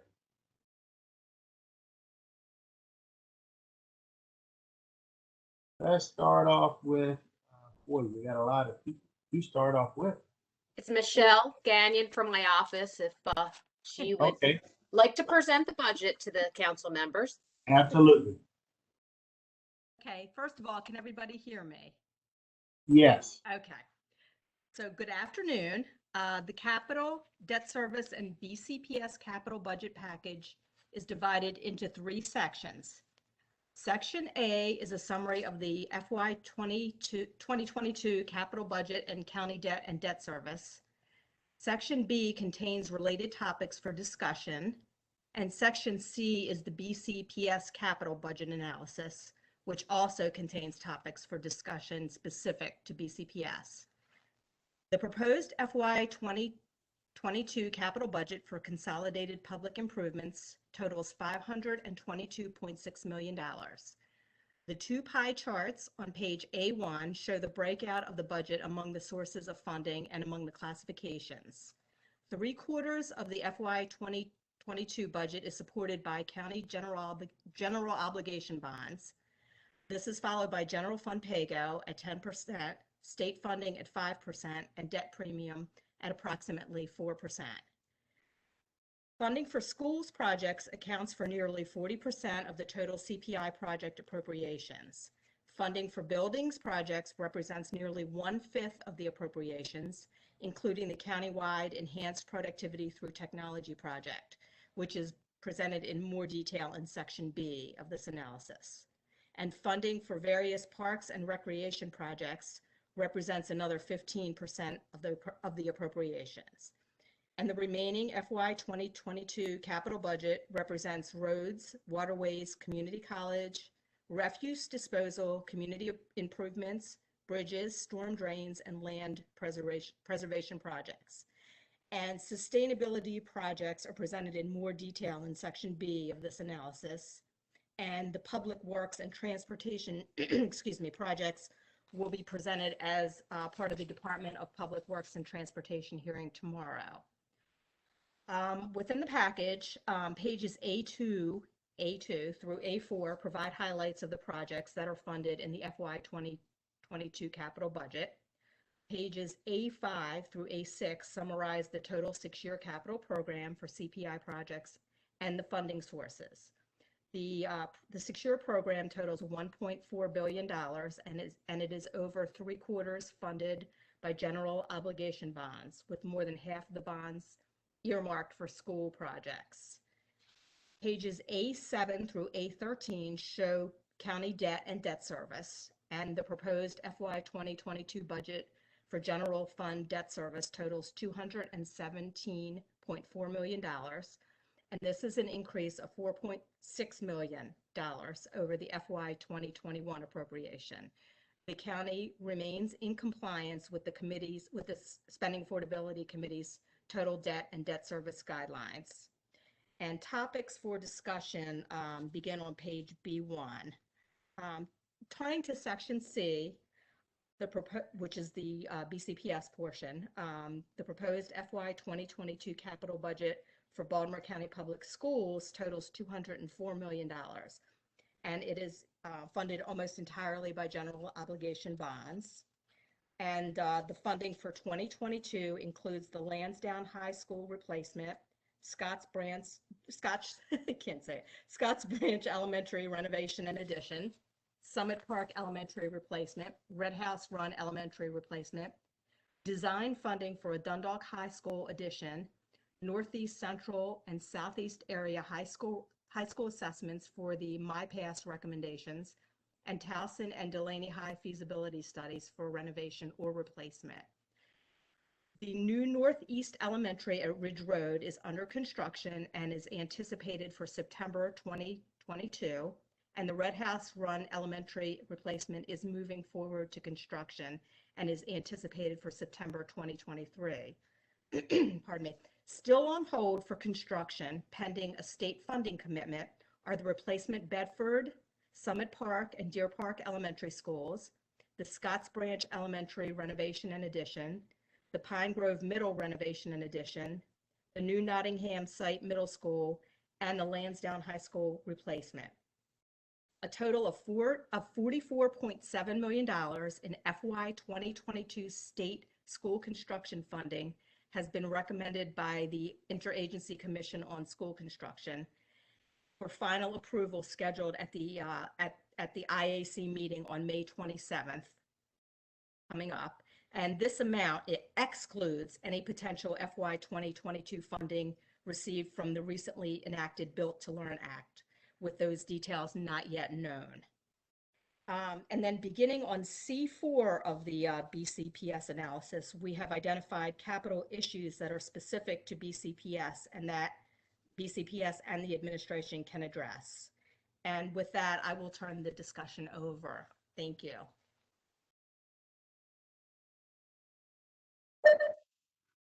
Thank you very, very much. We certainly appreciate that, Ms. Michelle. And let's see, who are we going to have here? We have Dr. Williams.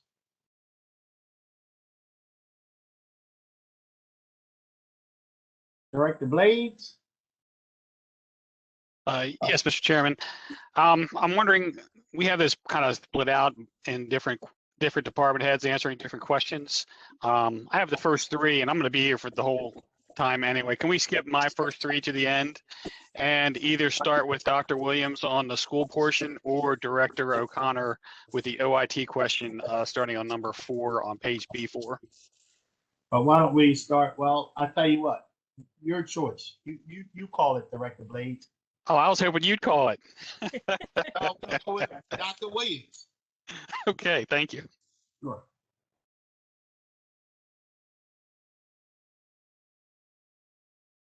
Dr. Williams.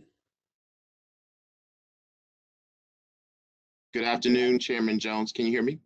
Yes, sir. Sorry about that. And members of the County Council, BCPS is grateful for the support of the council in advancing our capital improvement program, including a healthy school environment for a growing student body and 21st century instructional programs. Prospects for our future have greatly improved with the passing of the Built to Learn Act legislation adopted by the General Assembly this year.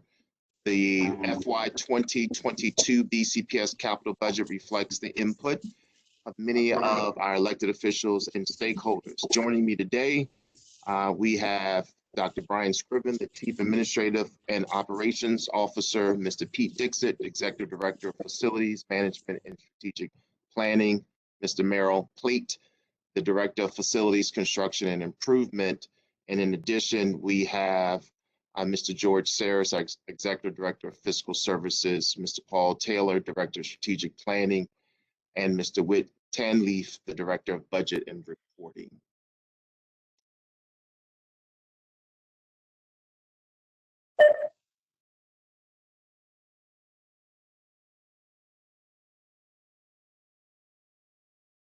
Okay, Dr. Williams? Yes, are there any specific questions at this time? Yes. Let's take a look at here.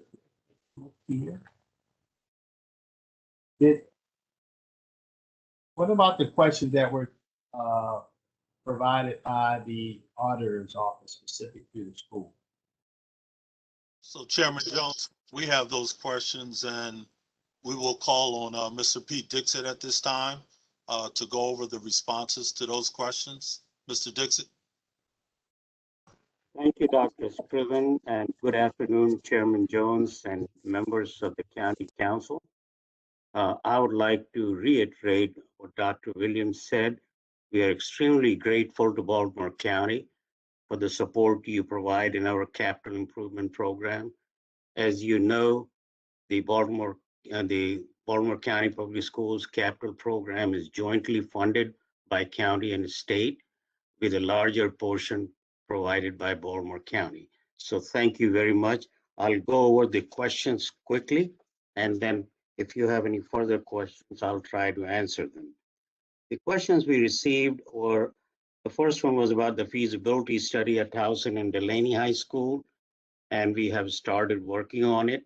It has to be done in compliance with the state requirement, and we are in the process of selecting an architect and dealing with state and complying their requirements. So that'll be done over next several months. We intend to complete it by late summer or early fall. Then there's some question about My I-PASS. And as you know, we are working with Baltimore County for that My I-PASS, which is a multi-year improvement plan for all schools. We completed the first phase several months ago, and we are in the midst of second phase. You'll be getting a briefing very soon, tomorrow sometime, on the progress of second phase. And that will set the roadmap for future for all of our capital endeavors. Other question has to do with when are all the recommendations going to be implemented that come out of My I-PASS? And the estimate that we have so far are in the range of $3.5 to $4.1 billion. That's the need out there. And the funding levels at this time between state and county together is about $140, $150 million.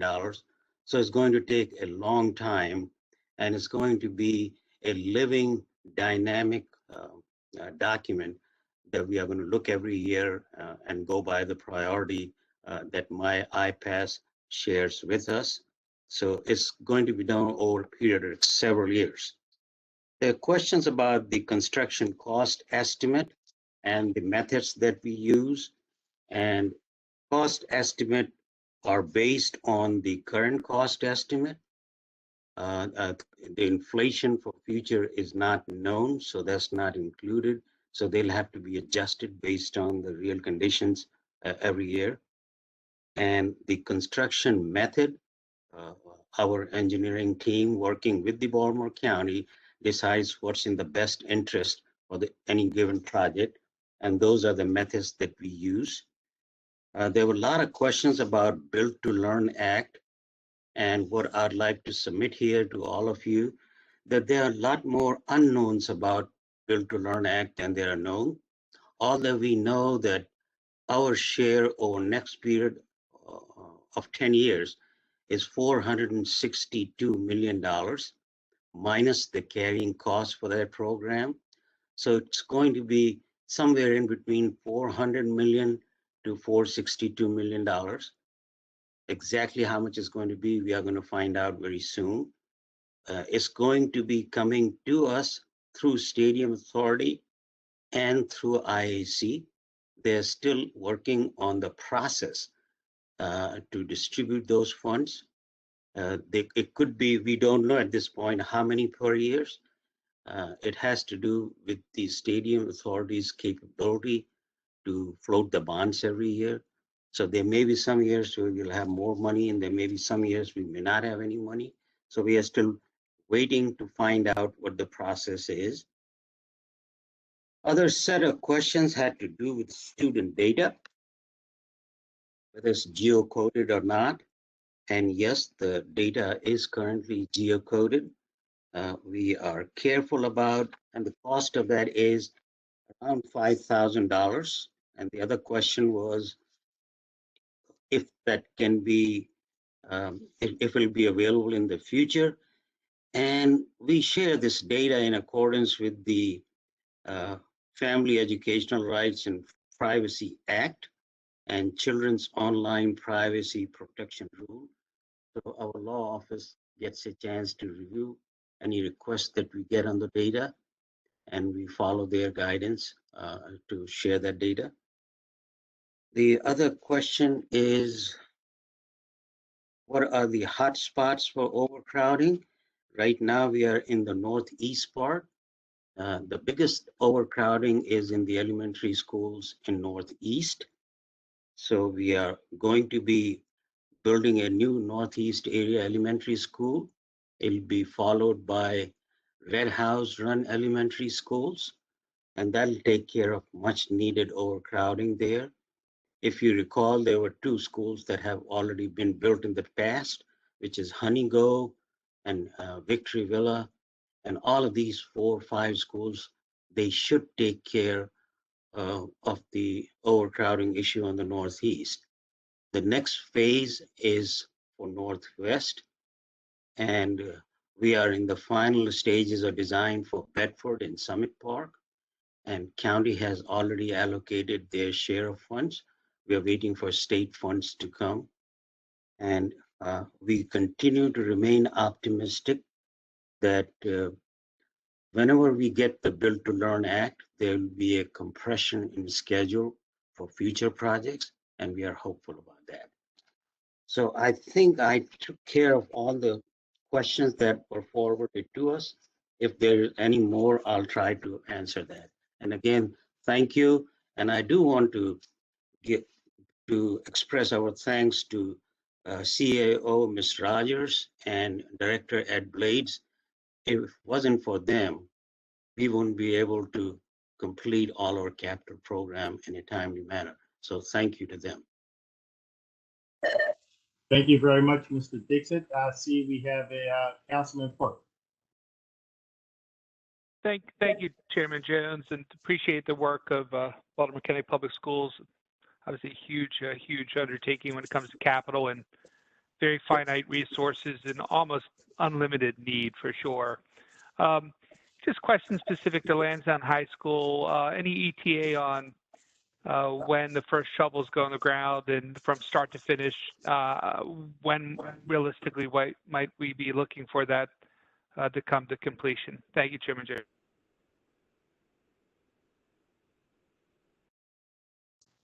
You muted, Mr. Dixit. Thank you for that question. Can you hear me? Yes. Okay.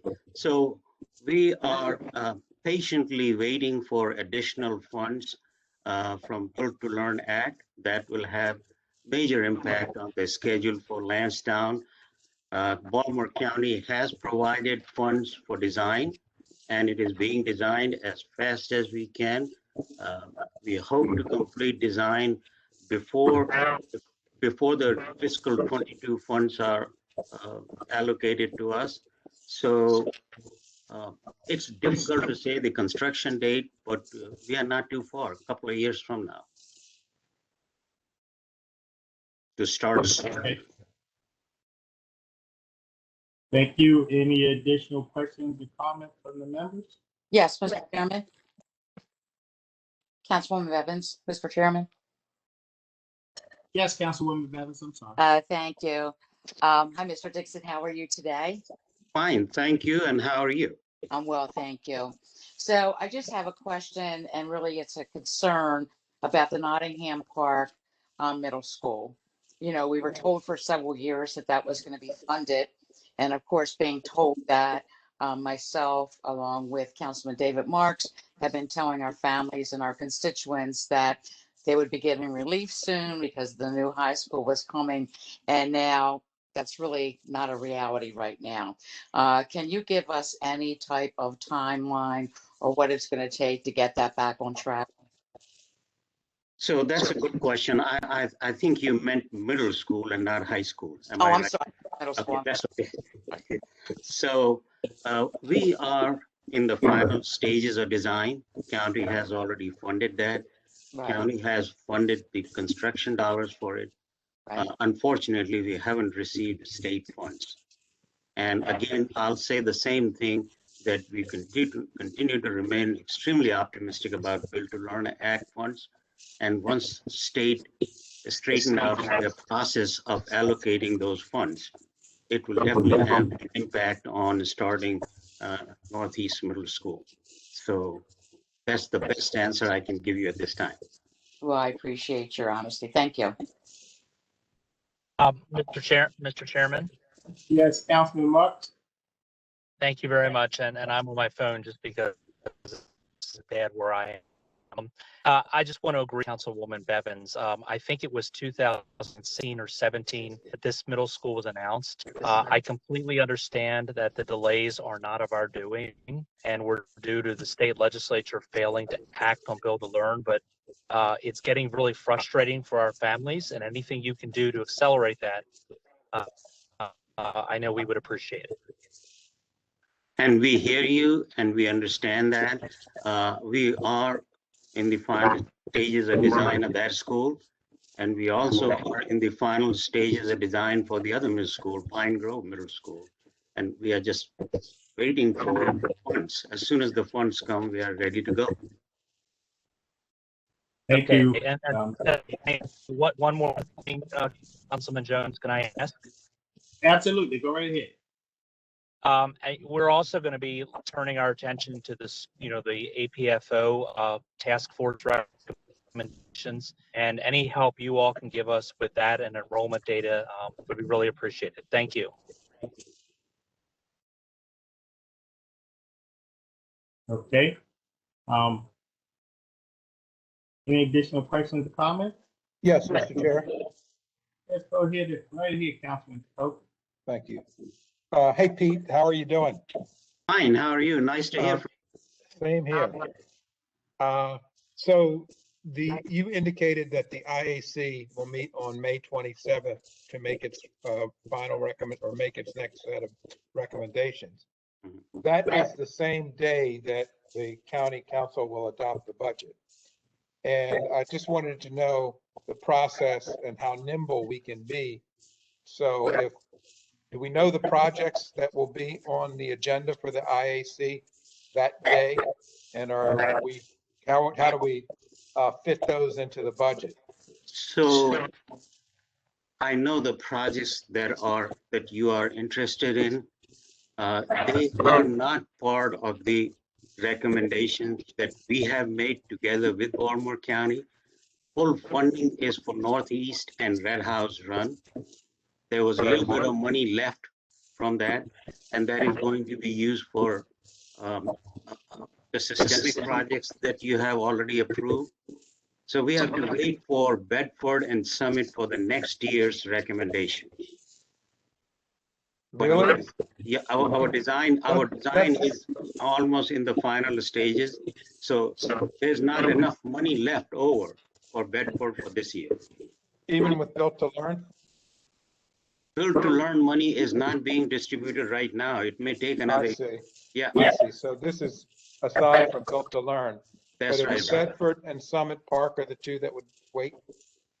Yes. And whenever we get Build to Learn, those three schools, Northeast, Middle, and Summit Park and Bedford, that's our hope that we'll be able to complete those. Those are extremely critical schools to us. Yeah, the design is done on the two that yes, for Bedford and Summit Park, and I'm assuming for Northeast Middle. That's right. We are in the final stages, and for your part of the county, we were very close to the community. They were active participant in our design effort. So would we then do a supplemental appropriation to be able to spend the state money, or is that just? No, that money goes Uh, directly to the school system. The county funding is in Okay. place with the FY22 budget. Got it. Thank you, Mr. Blades. That's it. Thank you. Sure. All right. Any additional questions or comments? We'll go on. We're going to skip you again, Director Blades. Is that right? We're going to go to who?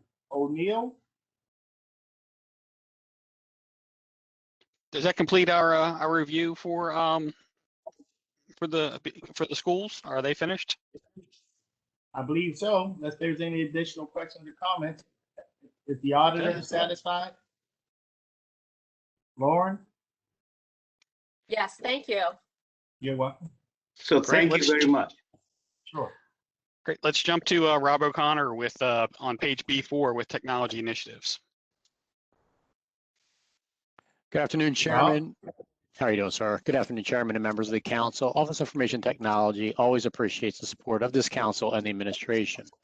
Through this past year, OIT has balanced over 50,000 service calls, keeping 500 applications, 20,000 devices, and large data centers online to serve mission-critical systems.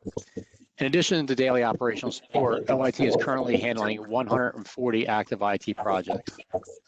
Sorry, get some feedback.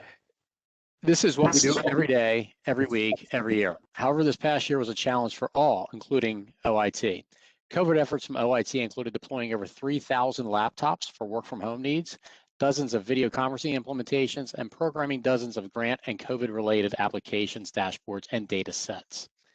The FY22 Tech Fund request includes continued efforts for large enterprise projects such as the new Workday ERP system, new online permitting and licensing platform, and additional build out of the county's private carrier network. This technology fund package also includes major initiatives to upgrade and replace our main public health record system, public safety applications and technology, replacing election poll books, and upgrading our fleet management system, and also a new Rec and Park registration system. Some of the most important initiatives for the FY22 are planned around constituent services and creating equity. This pandemic highlighted the need for more online services. In addition, equity is more important now than ever as we work towards closing the digital divide gaps and implementing new systems to better track MBE, WBE participation in contracts and purchasing mechanisms. Finally, if COVID was not enough to deal with over the past year, the county government was indirectly and directly impacted by cyber attacks to our public school system, GBMC, and other neighboring entities. OIT is establishing a cybersecurity line in the Tech Fund request to ensure we have funding to move forward on the many cybersecurity initiatives OIT has identified that are still needed to further ensure county and constituent data are protected. The auditor's office had 3 questions asking us to prepare answers for. The planned use of the additional $1 million for unspecified project in addition to the 1.5 already appropriated but presently unallocated funds. All remaining funds in the FY21 Technology Fund are in plan to encumber during Q4 of FY21 and early Q1 FY22. The $1 million contingency line is established to handle mandate changes and urgent county initiatives that are unforeseen and unplanned, yet need to be addressed and have technology requirements. Question 2, the county's progress on major ongoing tech projects and new initiatives. This is easily surmised in the fact that in the beginning of this administration, we identified 15 what we called Compass major projects that were in plan and agreed upon by OIT in this administration. We've completed 8 of these projects to date, and the rest are all projected to complete on time. I think this is a huge accolade under stressful conditions for the past year. And finally, whether and to what extent the costs being paid out in the Tech Fund represent recurring budgetary obligations. The simple answer to this is all system replacements and new platforms are reviewed with the Office of Budget and Finance and the administration for non-recurring and recurring costs and are projected for upcoming future plans. Thank you, and I will take any questions. Thank you very, very much, Rob O'Connor. You've been doing a fantastic job, you and everybody in your shop, and we certainly appreciate it very, very much. And first question from Councilman Quirk. Thank you, Chairman Jones. Yeah, echo the same comments as the chairman. We really appreciate the work you specifically do, Rob, and your team. Obviously, a big issue of concern to everybody. Seems like almost on a daily basis anymore, and clearly we're budgeting more for it, is cyber security and all the attacks that seem to be happening everywhere you look. And so when we're thinking about cyber security, how are we thinking about it from a county-wide perspective? For example, does Baltimore County government have its own specific cybersecurity team we're working with, whether it's CrowdStrike or Zscaler, Palo Alto, etc.? And are we also joining forces with, say, Baltimore County Public School System, or are we almost kind of mutually exclusive, or like how are we tackling this from so many different departments and so many different I guess areas of focus? Or are we approaching this collaboratively with all of our different departments, or do we have some systems going completely different from the county government system? I'm just trying to understand how we're approaching that. Thank you. Sure, Councilman, and you kind of hit all the key words there with your CrowdStrike and Palo Alto. You've been doing your homework on this stuff, sir. So that being said, the county network and the schools network are two separate and segmented networks. However, there is collaboration between the two IT departments, as each of us are implementing new technologies to combat cybersecurity. In fact, actually in recent months, the Baltimore County Public School System implemented 2 new large firewall systems that are the same platform as which the county has implemented. So there was crosstalk and collaboration between the two teams on implementation plans and strategies, therefore going forward. That being said, there's going to be continued discussions and efforts between the two, as it's not just technology that combats cybersecurity, it's also policy and education, and that's one of the largest things. But the other thing that I tell everyone is, I can knock on wood, I can do whatever, but as a CIO, I would be remiss to ever say that, we are 100% protected and always will be. It is your capability to recover from any type of attack and to mitigate and I guess also eliminate the expansion of an attack. And I think that's where we are focusing our efforts. You mentioned something called CrowdStrike. I'll briefly state that the reason that the county is moving forward and purchasing this is it can quickly identify a compromised asset and it will remove it from the network immediately.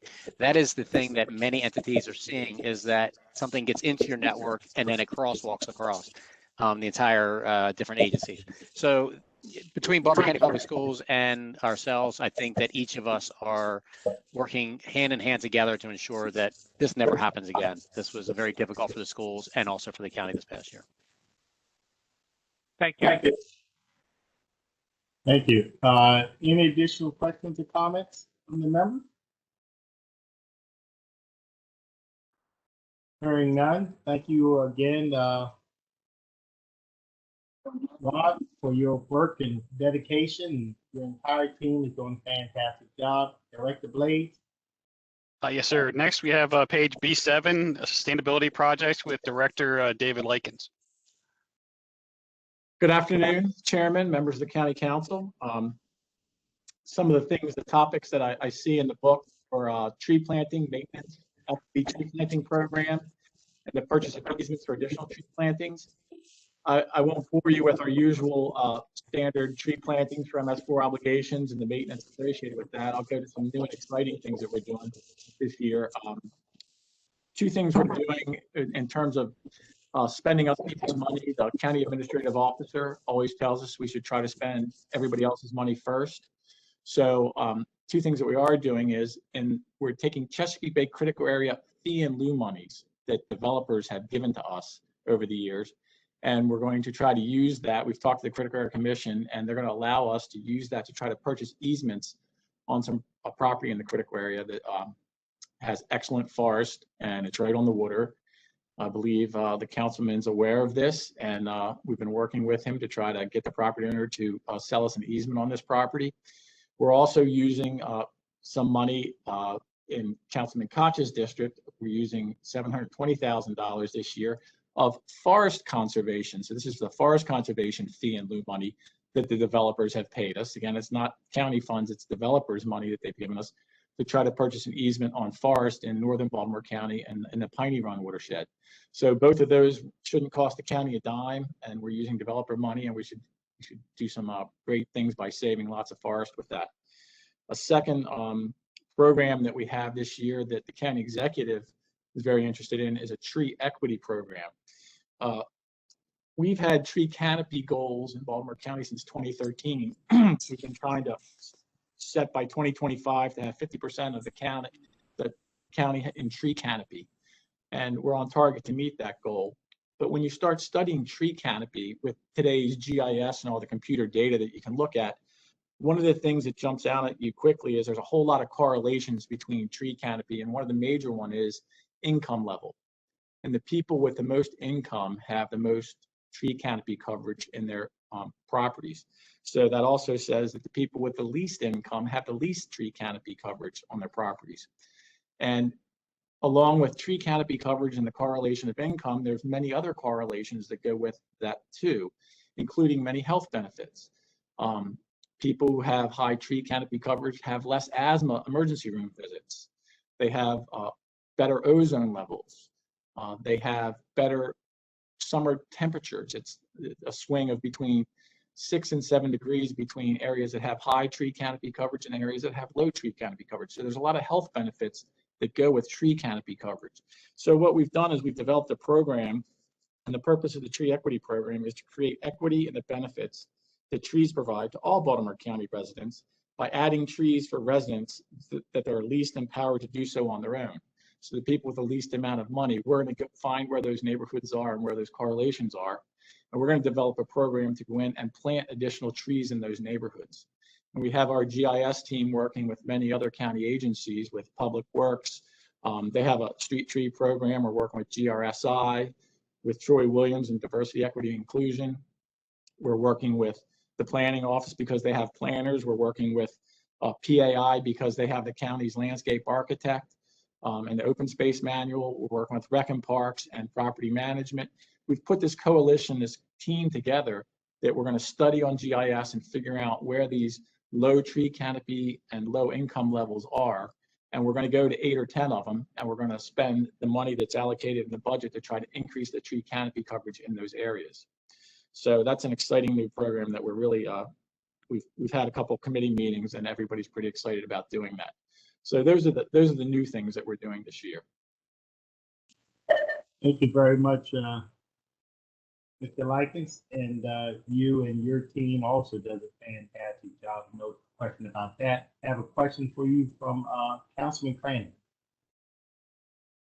Thank you, Mr. Chair. Not so much of a question, but just more of a commendation. Director Likens, you have been extremely responsive to our office and your staff as well. I've gained so much knowledge on aspects of development in the Chesapeake Bay critical area than I ever thought that I would know, due to my conversations and email exchanges with Regina on your staff. And I also want to commend you on your perseverance on the property that the Baltimore County is trying to acquire, and you continue to work through that process. And I know it's been a bit of a saga, and there's been a lot of back and forth over the last few years, and you haven't abandoned the opportunity, and I certainly appreciate it. I think this is a big opportunity that I think Councilwoman Bevins would appreciate as someone who represented the area in the past. We can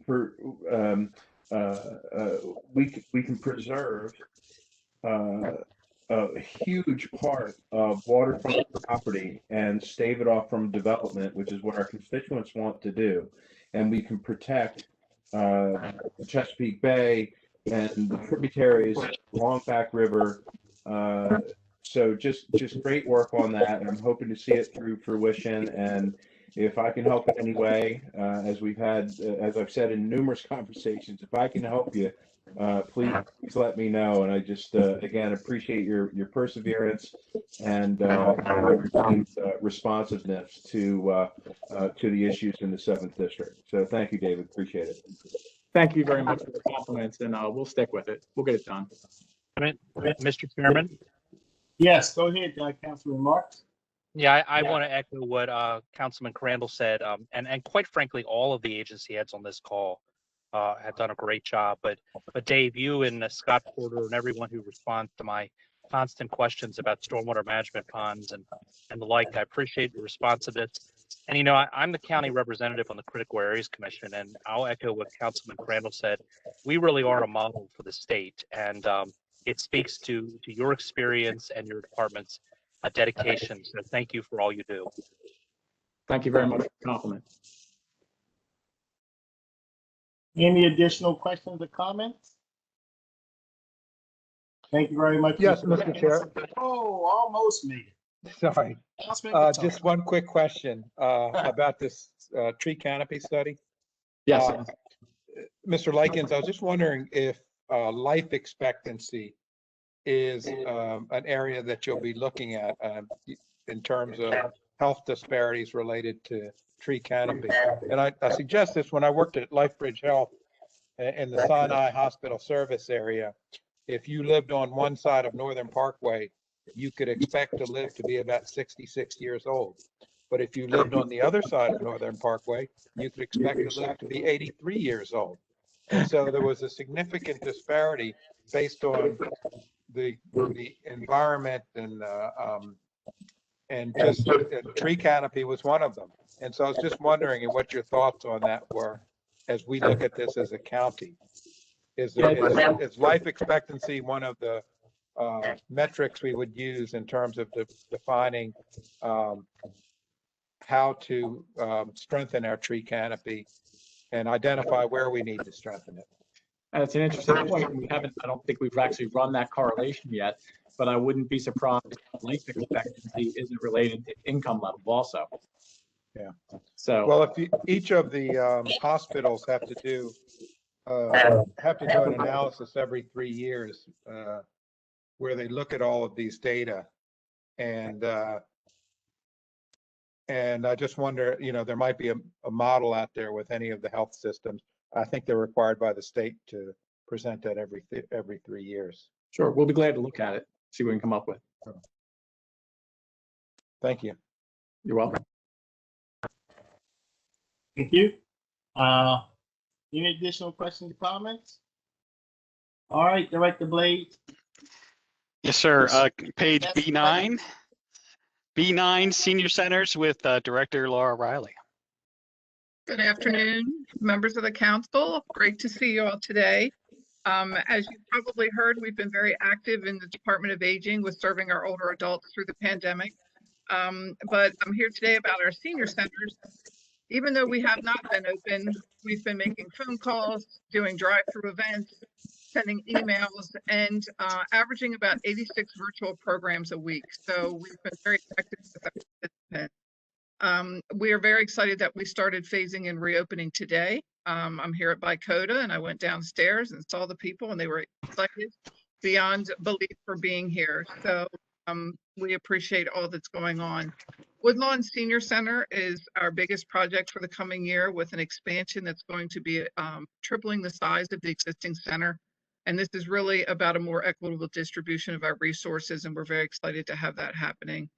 The same is true in North County, where we'll be hopefully very soon acquiring land to build a North County Senior Center. And of course, our Cockeysville Senior Center parking expansion is a major project. I know that there were some specific questions, so I will answer those. As far as the timeline for Woodlawn Senior Center, we are hopeful to begin construction July 1st of 2022. That is expected to be a year-long process, so we hope to be opening the doors July of 2023. The progress on the North County Senior Center, Well, as anyone can tell you, and especially Councilman Catch, property is not easy to come by in North County, so we are diligently looking.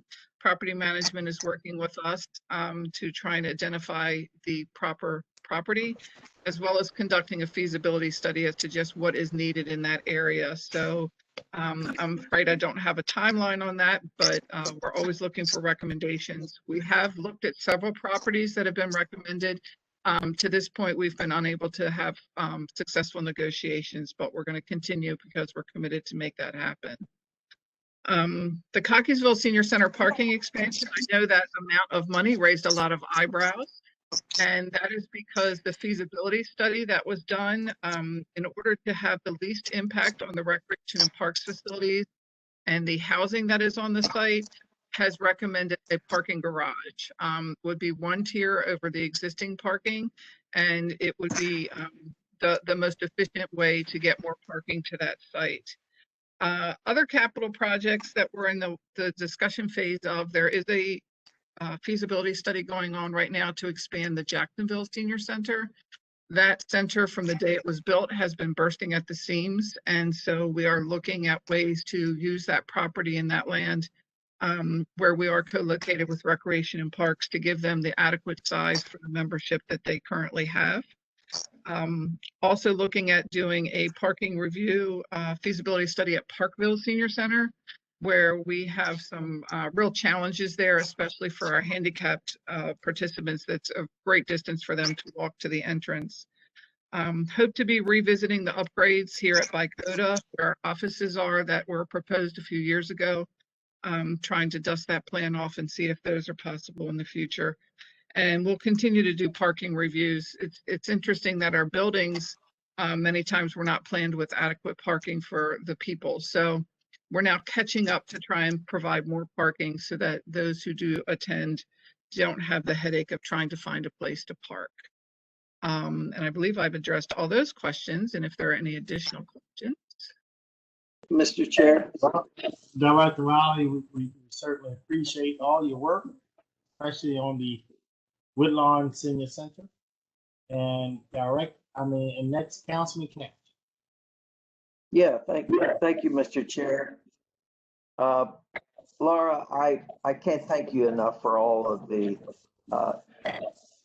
issues that you're trying to address in Northern Baltimore County. I don't need to tell you about the lack of services, the lack of meeting space for seniors, and the parking problems. I mean, in this budget that you submitted, plus next year's budget with Jacksonville, I think finally we're going to be where we need to be. And Ed Blades lives in Northern Baltimore County, and I met him when he was an intern for Bob Ehrlich.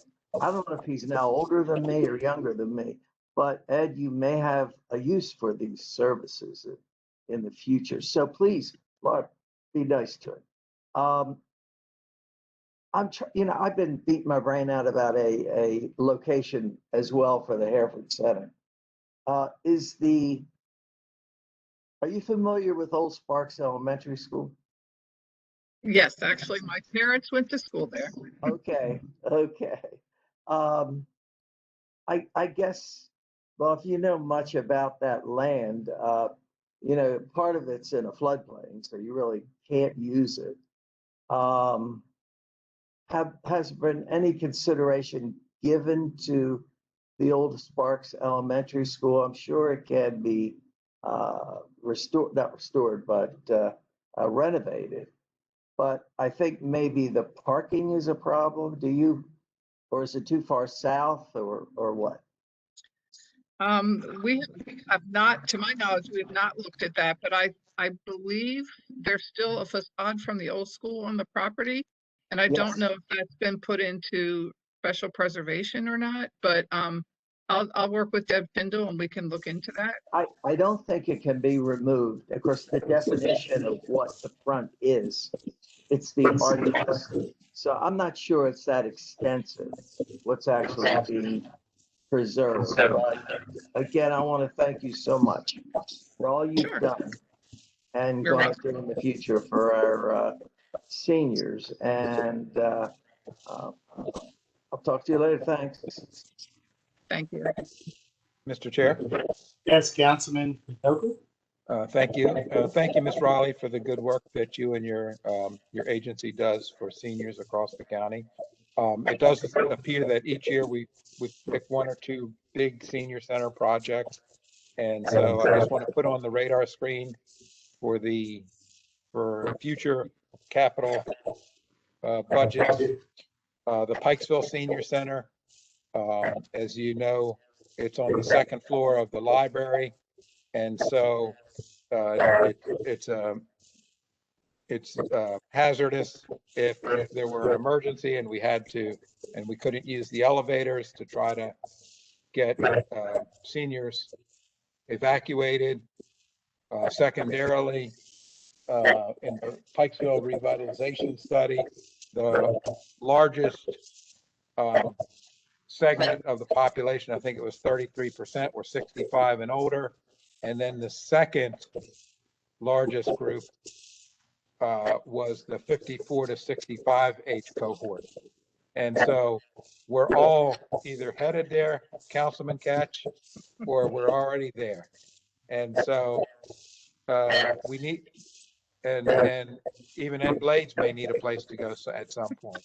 So I would just like, I'd like you to consider looking, and for the administration to consider Pikesville Senior Center and kind of to revision how we might have those senior services and not have the hazard associated with being on the second floor.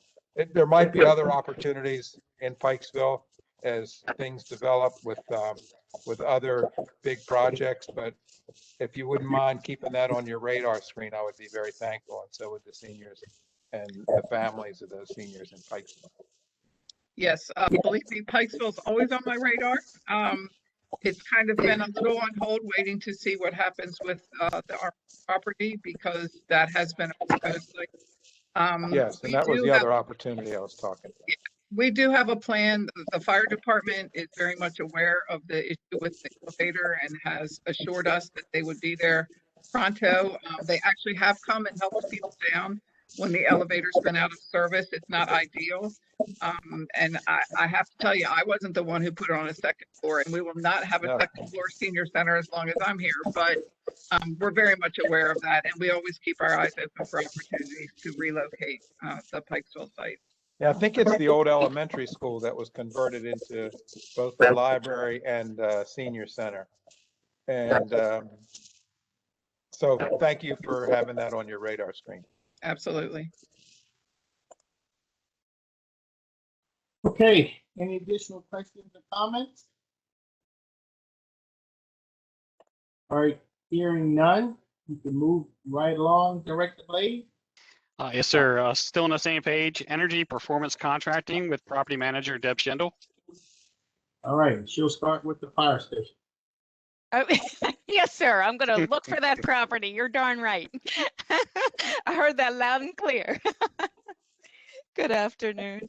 I just want to talk a little bit about the energy performance contracting that we have listed in the upcoming budget.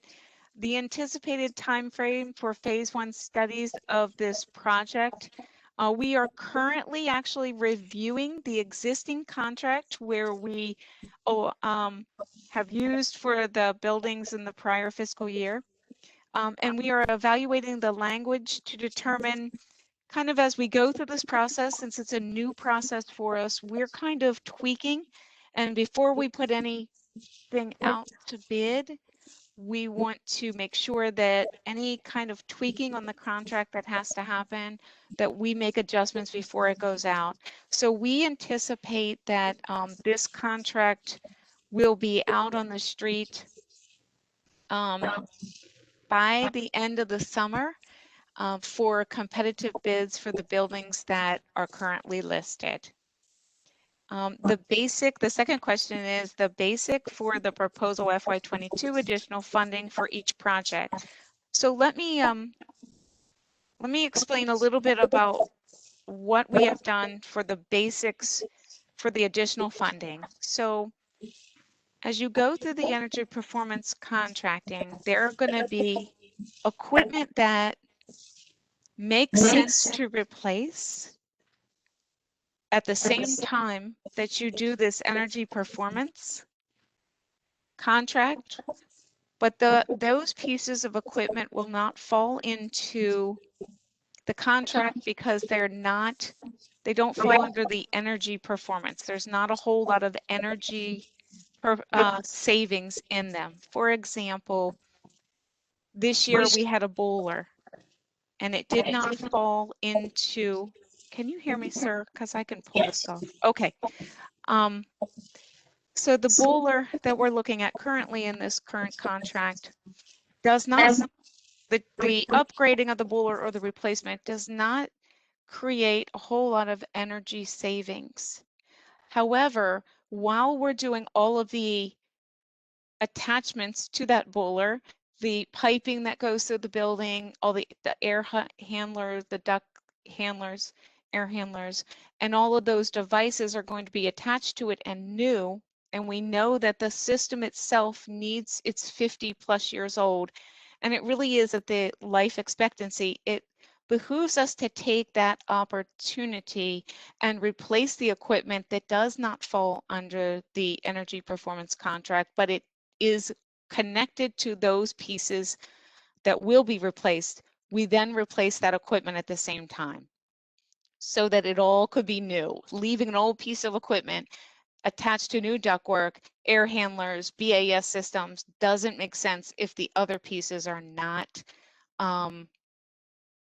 they're not adequate and they're going to fall apart and they're beyond its life expectancy. So that's what we're doing with that. We've kind of put a placeholder to say, okay, we believe this is what we may have to add additionally, and it may be things like windows or other things that we can do in that facility that may not be contributing to those high energy performance contract, but just makes sense to do it at the same time.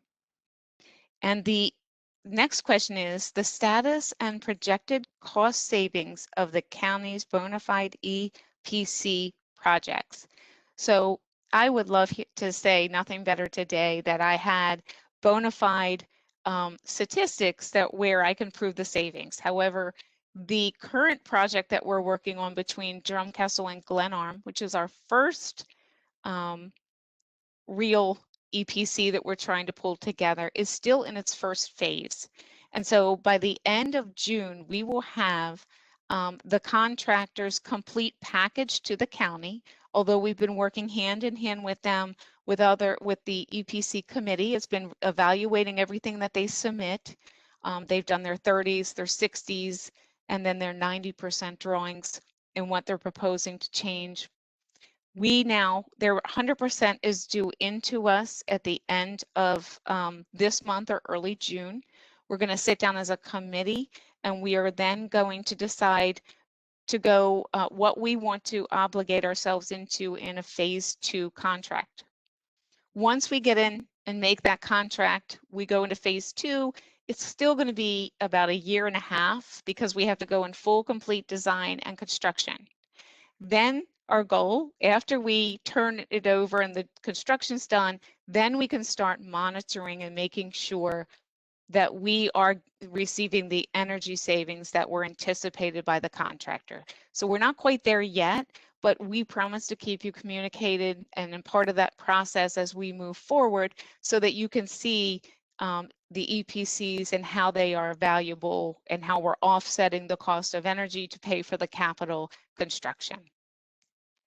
I hope I was able to answer your questions. Is there anything I can answer for anyone? No, I think I had it. Any additional questions from any of the members?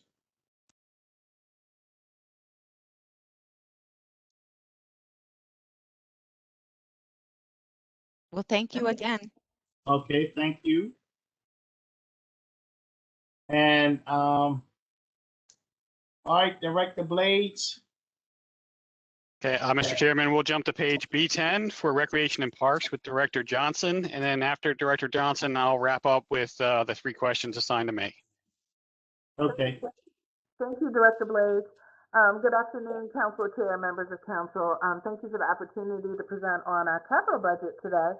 The proposed FY22 capital budget includes 75.7 million in the Park Preservation and Greenways classification.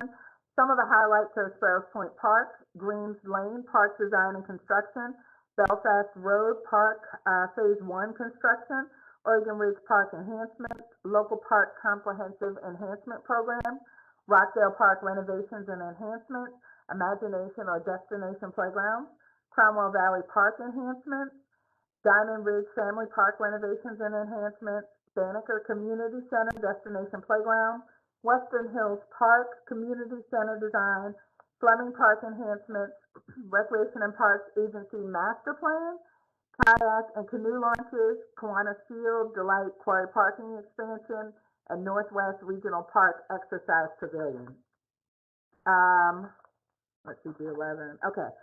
In addition, there's a Bierman property park site planning, some recreation facility renovations, and some acquisition projects, as well as athletic field construction and renovation. $2 million for Greenways, Stream Valleys, and Trails projects, and then money earmarked for ADA Park and Recreation Center accessibility projects, and then money for our neighbors, countywide, our partners, countywide neighbor space program. And there were some questions that were asked, and specifically about the planned use of the $6.5 million for unspecified countywide park acquisition projects. We do not have a list that we publish for reasons such as confidentiality. Whenever you're trying to negotiate, it's not a good plan to release the list of projects. And that list of projects is also fluid based on what comes available and what we are able to negotiate.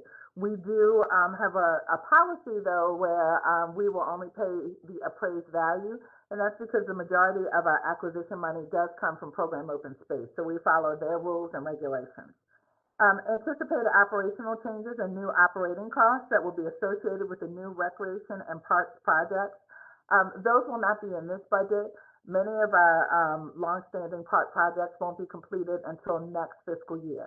So once we're close to the opening and we actually have a temporary UNO or use and occupancy permit, then we will have to put into the budget and request additional staffing. But we're not at that point yet.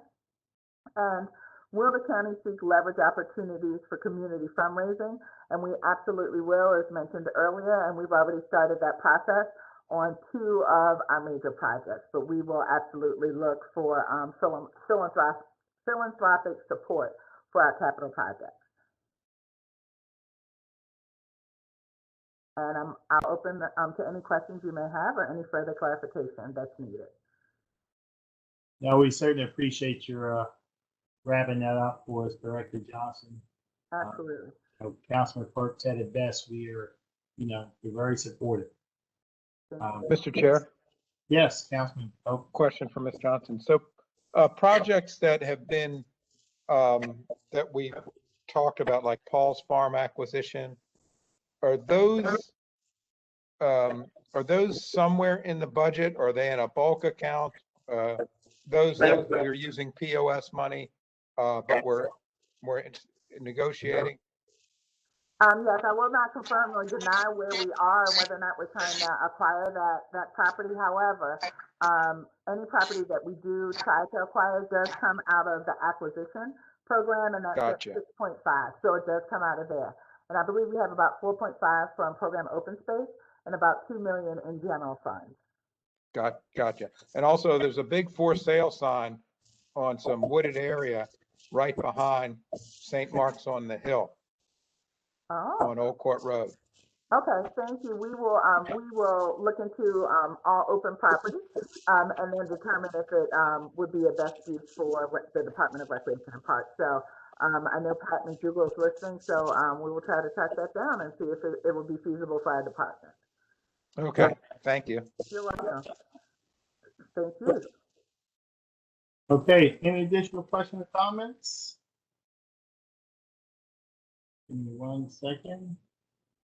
Mr. Chair, Yes, go right ahead.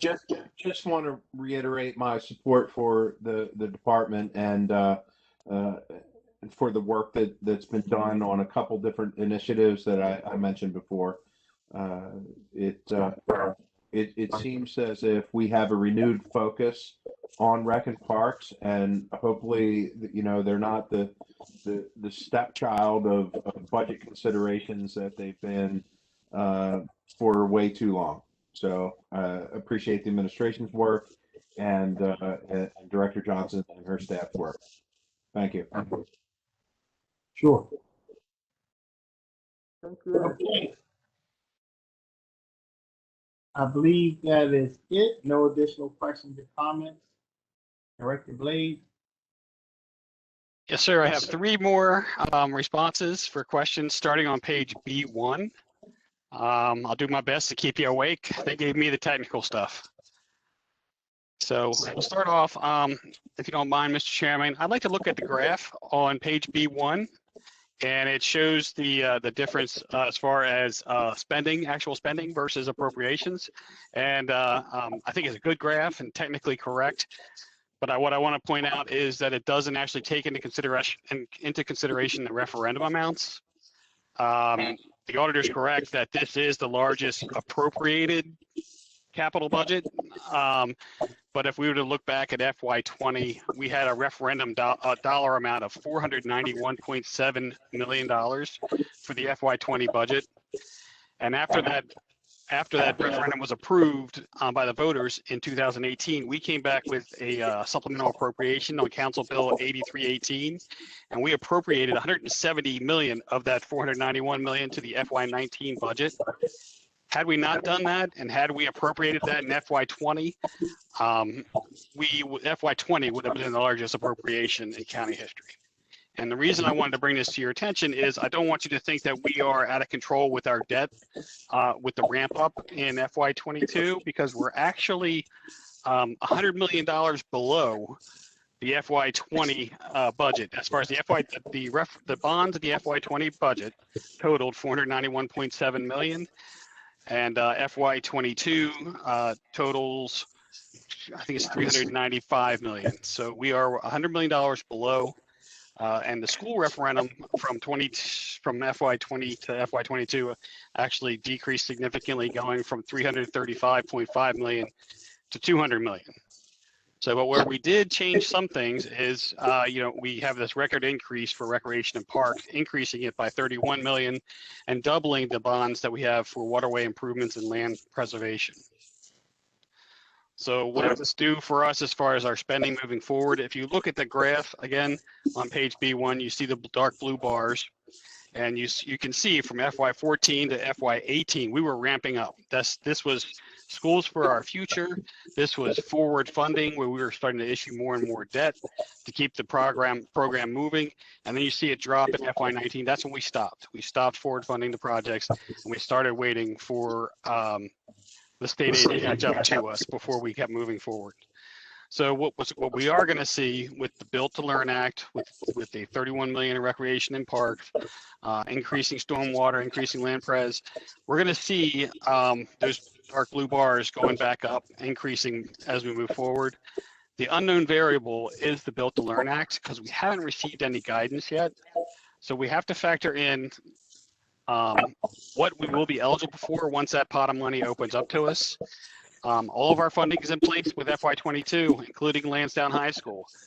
So then it becomes a question of what can we actually afford with our debt capacity to move forward. And I don't have exact numbers yet, and I won't for a little while longer until we know specifics on Built to Learn. Any questions on number one? Very clear to me. Thank you. Did an excellent job explaining it, Director. All right, thank you. Moving on to number two, we're talking about debt premium. Now, debt premium is federal arbitrage allows us to spend that money within 3 years of a bond issuance, and it can be spent on capital projects or interest. And in Baltimore County, we do both. So using bond premium to pay interest allows the county to maintain debt service to revenue ratios below the 9.5% ceiling. And relying on bond premium to fund capital projects reduces the need to issue additional debt. That's cash, allowing us to reduce the need to issue additional bonds. So there's question B is our long-term outlook for debt service affordability guidelines. Well, I feel that we've been working really, really well with members of the Spending Affordability Committee. And over the years, the Spending Affordability Committee has made recommendations related to solid waste, recommending improvements for OPEB, and they've also made recommendations on changing the way we do bond premium. So in making that, we've made significant progress with solid waste and with OPEB. But we're really just not in the position yet to make that change and bringing things in budget with the bond premium. We're only limited a certain amount of growth for spending affordability. OPEB, our corrective action to get up to a pay-go level by FY26, is eating up a lot of that available bandwidth, if you will, within the spending affordability cap. So to do OPEB and do bond premium at the same time, I just don't think we can do it and stay within the parameters of the committee.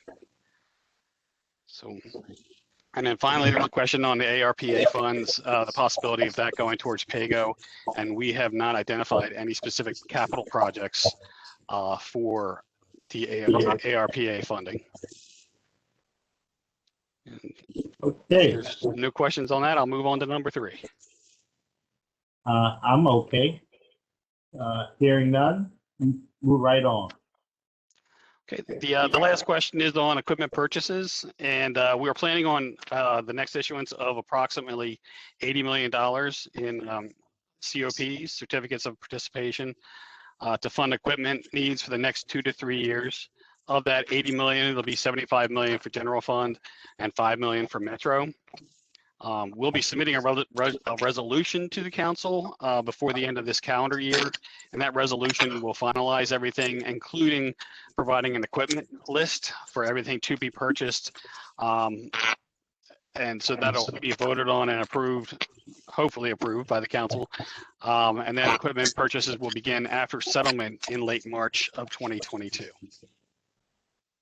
Okay, thank you very, very much. I will start with Lauren and Liz from the auditor's office. Are you satisfied with the questions, or do you have any questions? I don't have anything further, but thank you for all the very thorough responses going through the package. Sure. Okay. Any questions or comments from the members? Going once, going twice. Thank you very much, Director Blades. I want to thank all your staff, everybody for coming forth with these responses today. Thank everybody for doing a great job. A lot of things to be very proud of. The county's in a very good place. I'm glad to hear it. And we will see everybody here tomorrow. Same time, same bat channel. Mr. Chair, Yes.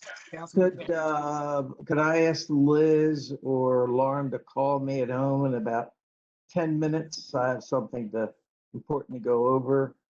And secondly, you can ask them that. Huh? You can ask them that. I think I did, didn't I? I'm not sure. I'm not sure.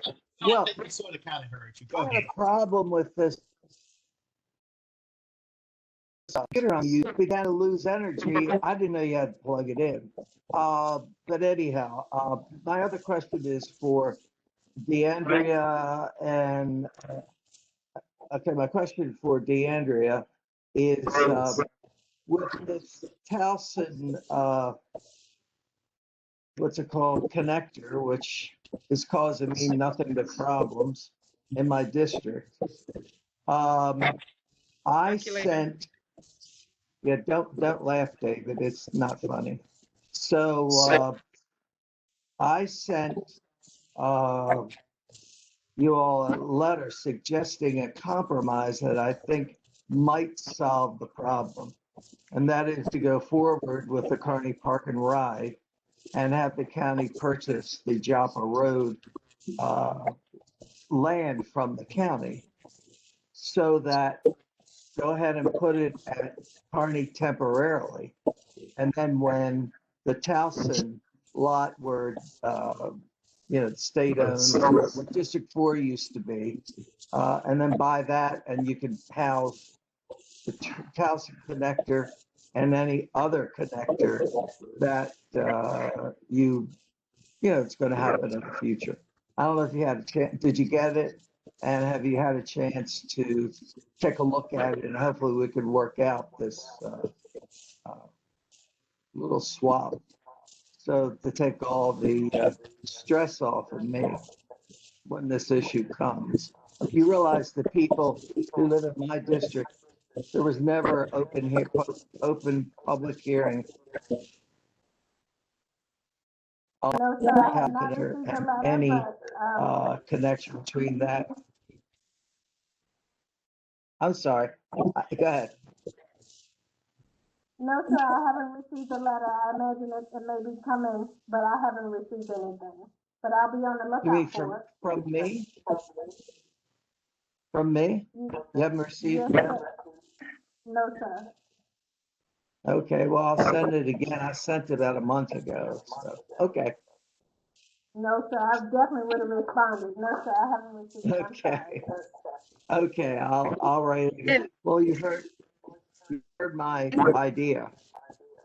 So, And Councilmember, we're happy to talk with you further. We can get Mr. O'Connor to set up, Chuck Connor to set up some time about the proposed swap. And I think that's the halfway smile with Councilmember Mark. We know about how complicated swaps can be, especially the state and the county. But we're happy to talk with you further. We reviewed the letter, more than happy to do that. Particularly if this Joppa Road location is in my district, I would appreciate knowing that. So thank you. We'll have a great conversation then. Well, any additional questions or comments? I want to thank everyone. And again, we'll see everybody tomorrow. Thank everybody for your participation. Get out, enjoy this beautiful day. It's going to be a little warmer tomorrow. And we'll see you all tomorrow, same time, same back chat. All right, thank you. Wait a minute, Director Blades? Oh, you guys saying goodbye? I'm just waving goodbye. Okay.